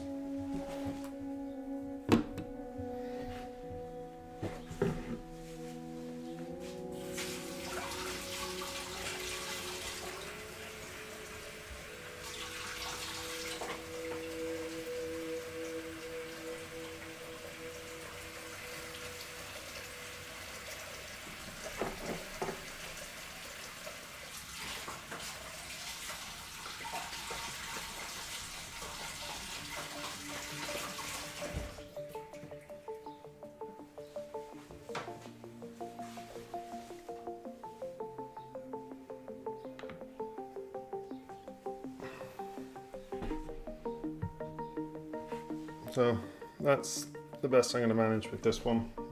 Let's see if we can get this to actually focus a little bit. There we go. So yeah, it's very sticky, not come out as well as I would like, and some of the bits in here as I was going along, trying to get the rock to pop off, all it actually was doing was popping the shell, and so there's some bits of calcite in there. So sadly, not a stunner. It could have been far worse. So not complain too much about it. We'll have a look at doing one more, or finishing the other one whilst we're here. And hope that this one might be a little better behaved.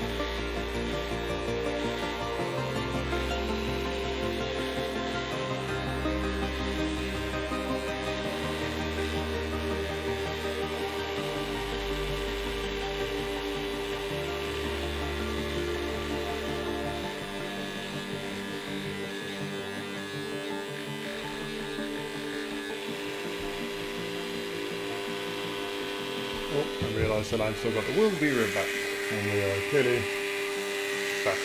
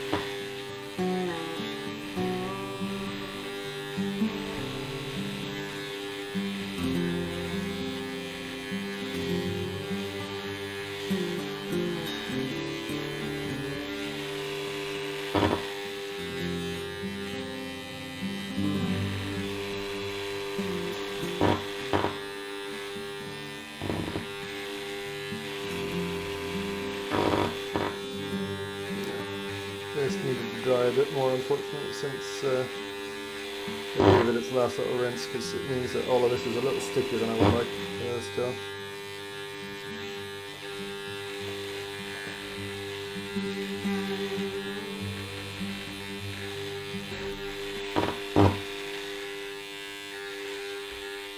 Also scares me endlessly because when you're prepping, I don't know how easy it is to see with it, but as you're prepping, if you're going along with the scribe, exposing rock like this, you'll see that the colour it leaves like exposed. It's a nice white colour at the moment, versus the dark the dark background, but as the rock dries out, it will become more of a similar color to each other, and then if you hit the fossil, it goes to a very white sort of powder that pops up because it's normally calcite from the shell.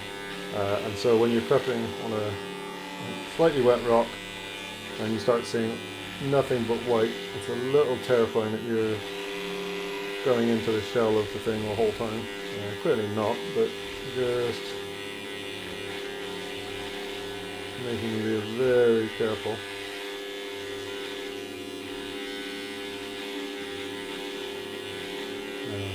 But also a good indicator I did not let it dry anywhere near long enough.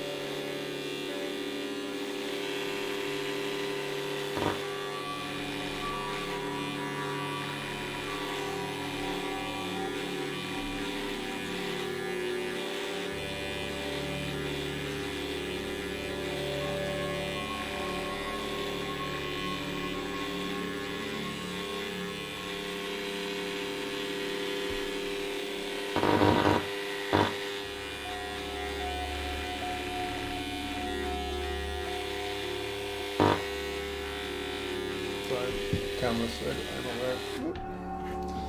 So I also need to finally get something a more permanent setup for this camera set on my on the glass case, because it slides around every once in a while like that.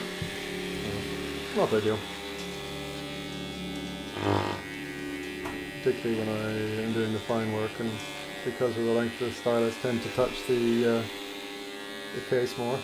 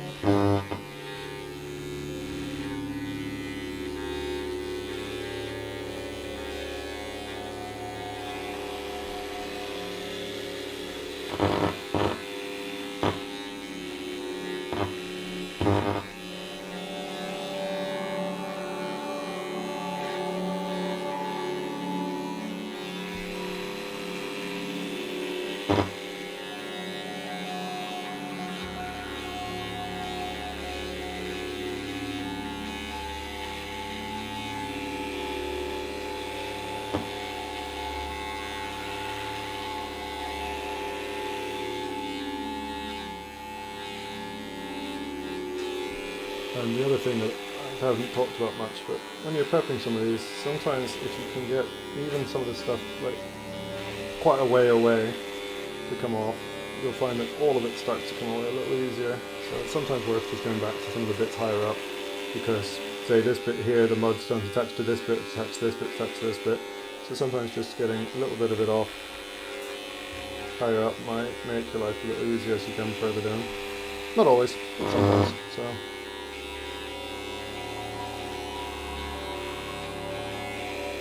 it is worth being aware of. Hey Alicia, welcome back.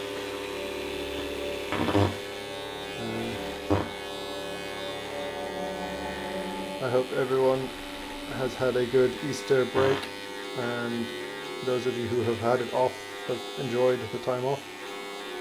It's far too much food and chocolates.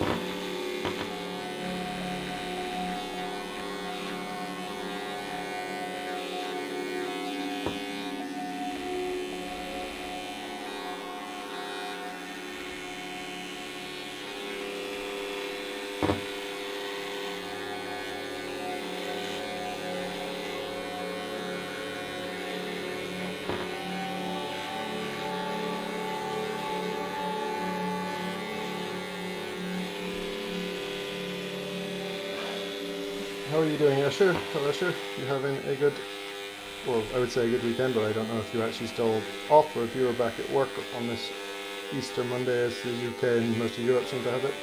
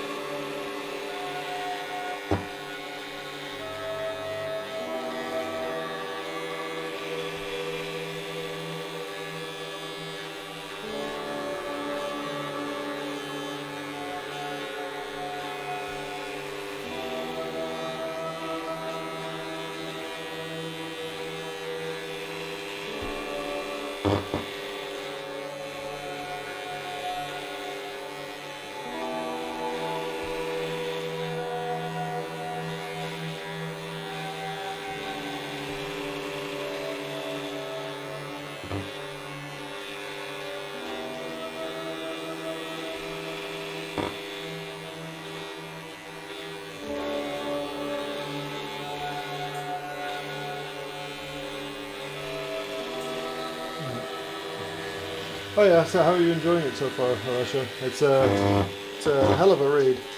Not always super easy, but I'd say it's a really good book to give you an insight into the Permian mass extinction. It's also a little old. I don't know if it's been updated recently, actually.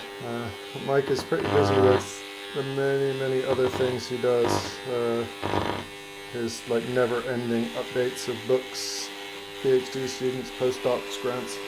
So it was written, I think, originally back in early 2000s. I mean, you probably can read it inside the book better than I can. So quite a bit from it has changed as far as the science, but the result is still much the same.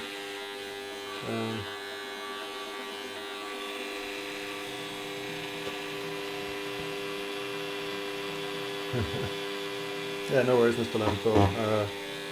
It's just nice to have people around, and I get that sometimes there are more important things in life than watching a random YouTuber prepping fossils on a Monday.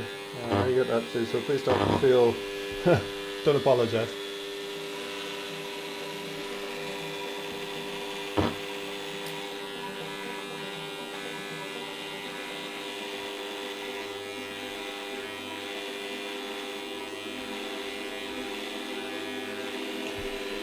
I have to say, I don't even remember that, Alicia. I probably should, but I don't remember at all the first part of the book.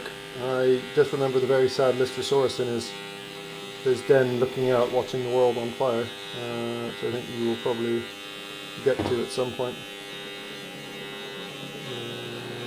Although I may have made that bit up, but I don't believe so. That's very appropriate for it. I'm just going to give this a rinse too. Be right back.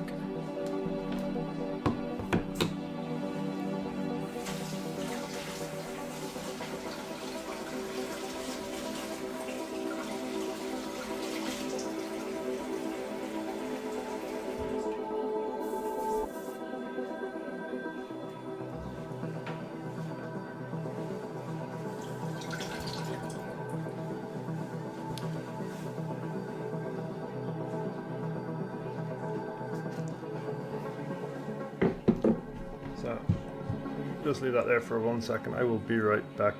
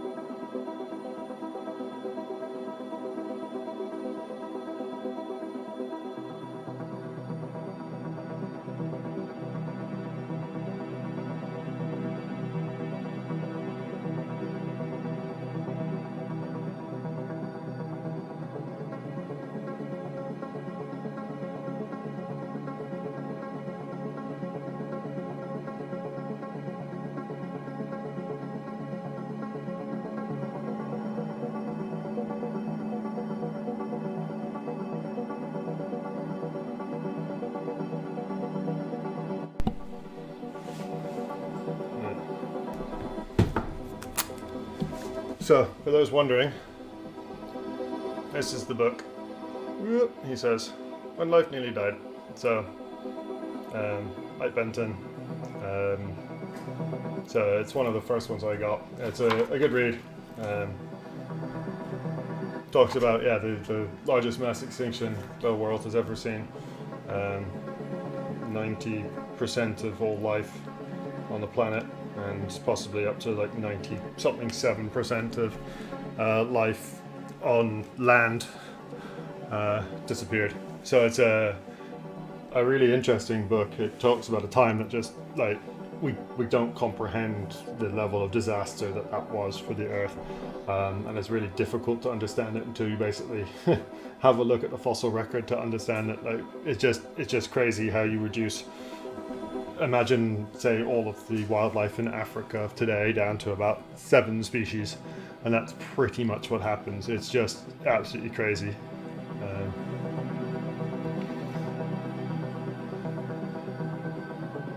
Yeah, I mean, let's say it's one of those things that I still love. So it's why when I go on holiday, I told off for looking at rocks, particularly when they're on the beach or something.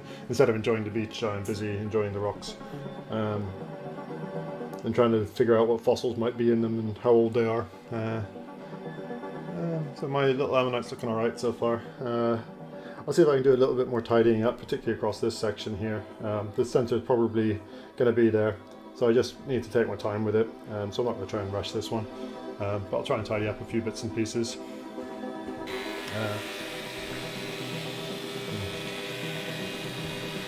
Yeah, if anyone ever gets a chance and wants to read, I strongly recommend that book. Not just because Mike was my supervisor when I was an undergrad student, but because it is a really interesting book and it's his specialty. It's the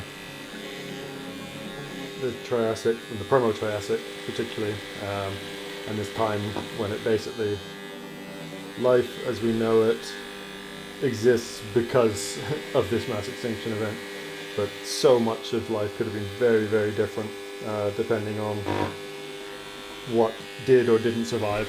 And it's crazy how much of what we think of today as the normal things, just they didn't exist back then, or at least weren't the dominant species back then. So the oceans were filled with things like trilobites, which all die out at this mass extinction. The shells that we see today, the bivalves, so think all of the clams and oysters and things like that of the world, they weren't the dominant group before this extinction event. This extinction event basically turns over all of the shelly species. The coral reefs that existed before, completely different after. I'm not talking just about the fish and things they swim, but I mean the actual coral creatures that are making it up, completely different after. Mass extinction is just... mass extinctions are terrible things for the animals that are alive, but the death of the animals that are alive then opens up a world of possibility for those that survive. And assuming that there's enough that survives, that can jump back in and get going again, and given enough time will eventually take over all of the niches that were left empty after the mass extinction. Although there is some interesting discussion that we actually increased diversity after mass extinction. So the mass extinctions wipe out all the species. You then get a new level of species number, richness, diversity, whatever you'd like to use as your metric, after mass extinctions, and then it stays higher afterwards. Although that seems to have not been the case after the one in the KPG. We definitely get a higher diversity of things early, but then when the terrestrial ecosystems seem to settle down again, we don't end up with this new higher plateau. Although that was my learning quite a while ago. That may not still be the case as the prevailing scientific opinion. So always worth double checking whatever I say if you are interested.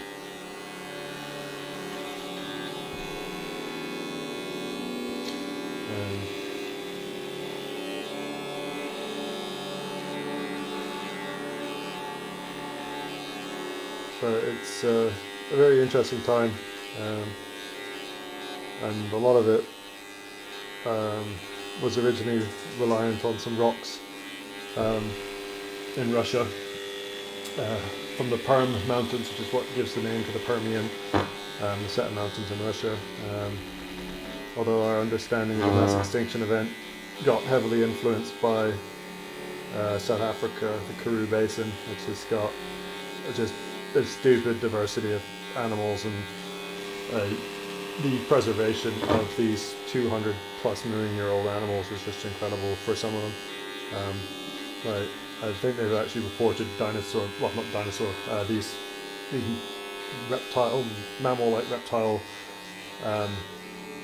animals, some of them have been mummified, and so there's fossil mummies coming out that are 250 million years old from this basin. But even that I mean, is just one small part of the story. China is bringing a huge amount of finds that are the Triassic, and so we're getting like layer by layer information in some cases of China about the extinction event, and so the Permian extinction event, it doesn't seem to just be a single one event like a meteor hitting the Earth, wiping everything out. It seems to be a series of pulses, with one pretty major one does most of the damage, and then there's a later one which then chunks the rest, and that's the suggestion that it's a global warming event. It was started by some volcanoes in Siberia,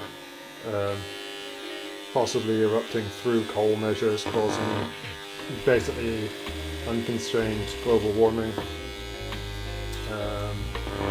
which almost settles itself down, and then the second pulse probably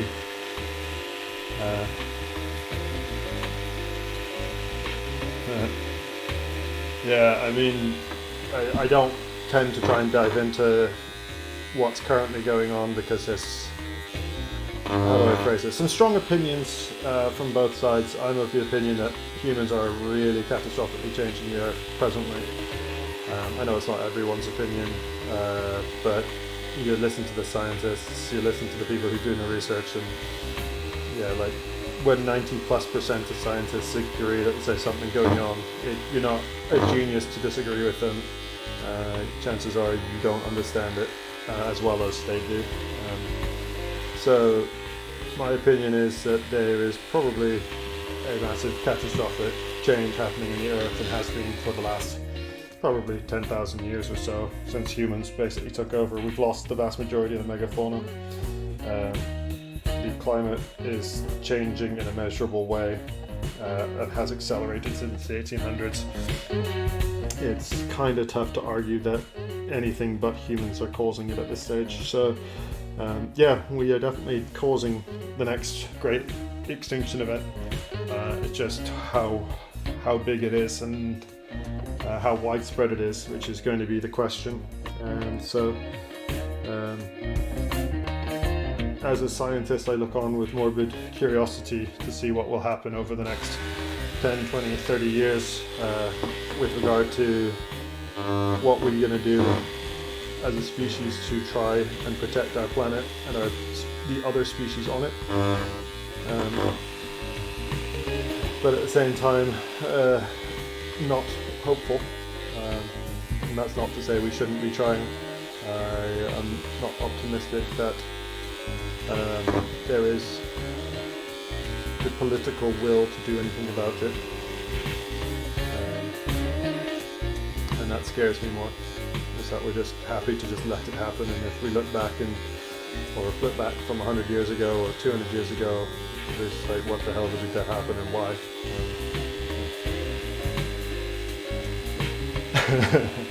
Yeah, exactly. That's kind of the thing that makes me chuckle. Yeah, and don't get me wrong, scientists make mistakes, we're not perfect, we make plenty of them. But it's like the argument that evolution is just a theory, but at the same time there's been plenty of time for plenty of people to poke holes in it, and if you did, you'd basically be the most famous scientist in the world. If you could actually conclusively prove it was wrong, if you could find animals in the wrong strata that shouldn't be there. Like the old joke was, how do you prove evolution wrong? Was that you find a rabbit in the Cambrian when basically there's no land animals. Go find a rabbit then and prove that evolution didn't happen. But unfortunately, too many people think that they know better, and we are probably going to wander into a pretty catastrophic thing, and unfortunately the reliance on science to fix it might be too high. The development of new technologies, or carbon capture in the case of it, or cloning to bring back animals that we drive to extinction, I think we're leaning the wrong way. But I'm not in charge, nor would I particularly want to be, because it's so bloody messy.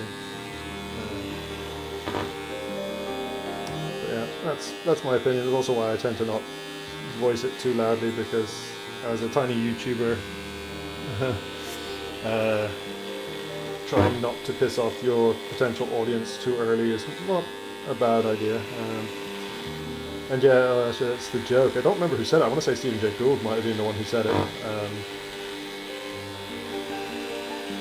It's like the easiest way to disprove evolution. Find fossils in the layers they shouldn't be in. And it's not like we're finding dinosaurs in the modern day, or not like we're finding rabbits in the Cambrian. We don't find them in the wrong places. We find them in the layers. And so very much at the whims of the powers that be, and all we can do is just keep finding the fossils, the evidence that we can do to support our understanding of life on this planet, and potentially what will happen in the next big events. But what's happening at the minute is unlike anything we've seen in a long time on this planet. So we shall see. We shall see. But on that cheery mood, I've got chocolate later, and that's going to bring me even more joy. Although I'm not going to put my chocolate with my chips. I'm sorry to say that. No, not doing it.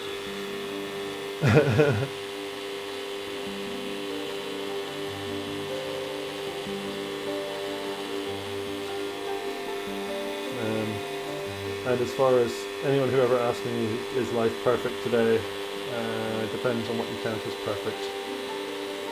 We are not a perfect species. There's plenty of others that have got better vision, senses, sight, ability to give birth, ability to move without getting back problems, having appendices that don't magically get infected and cause them to potentially die. We are far from a perfect species. Doesn't mean that we, and I'm not going to say that you can't believe in God. That's, if you do, go for it. But I do not accept that we are perfect as a species, because we are not. And there are plenty of things that we still get, like cancer and disease and any various numbers of parasites that cause us all sorts of injury and illness. So yeah, we are far from perfect, and we are far from the dream of a species. There are far better bits. And in fact, there was a fun BBC program, I think, that got a bunch of scientists together and said, if you could make your perfect human borrowing bits from all different animals, what would you do? And it was funny that the two women scientists that were talking about reproduction both said that there would be marsupial birth, where you give birth to something the size of like a pea, rather than giving birth to a 9-pound or 8-pound baby. So you can kind of sympathize with that. So yeah. Right, that's getting there. I'm losing my concentration quickly, though, as you can tell by the fact that I'm having a nice fun ramble that set off my chat again to talking after having had a very quiet last half an hour before that. Yeah, so the ammonites looking pretty good. So we're getting there. This will be picked up a little bit later, maybe next time I'm streaming, and see what we can do with it. Be nice to finish off a few of these, because I've got an increasingly large number of, as you see, ammonites that are started on streams and not yet finished. So I will get working on those, and not go on rambles about why humans are rubbish as a species and as a collective group looking after a planet.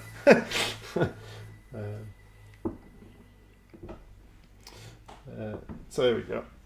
Right. With that, I think, yeah, I might give this a quick rinse before I sign off again. So if anyone's got any good comments to put in whilst I've got my back turned, now is a good time to sneak them in.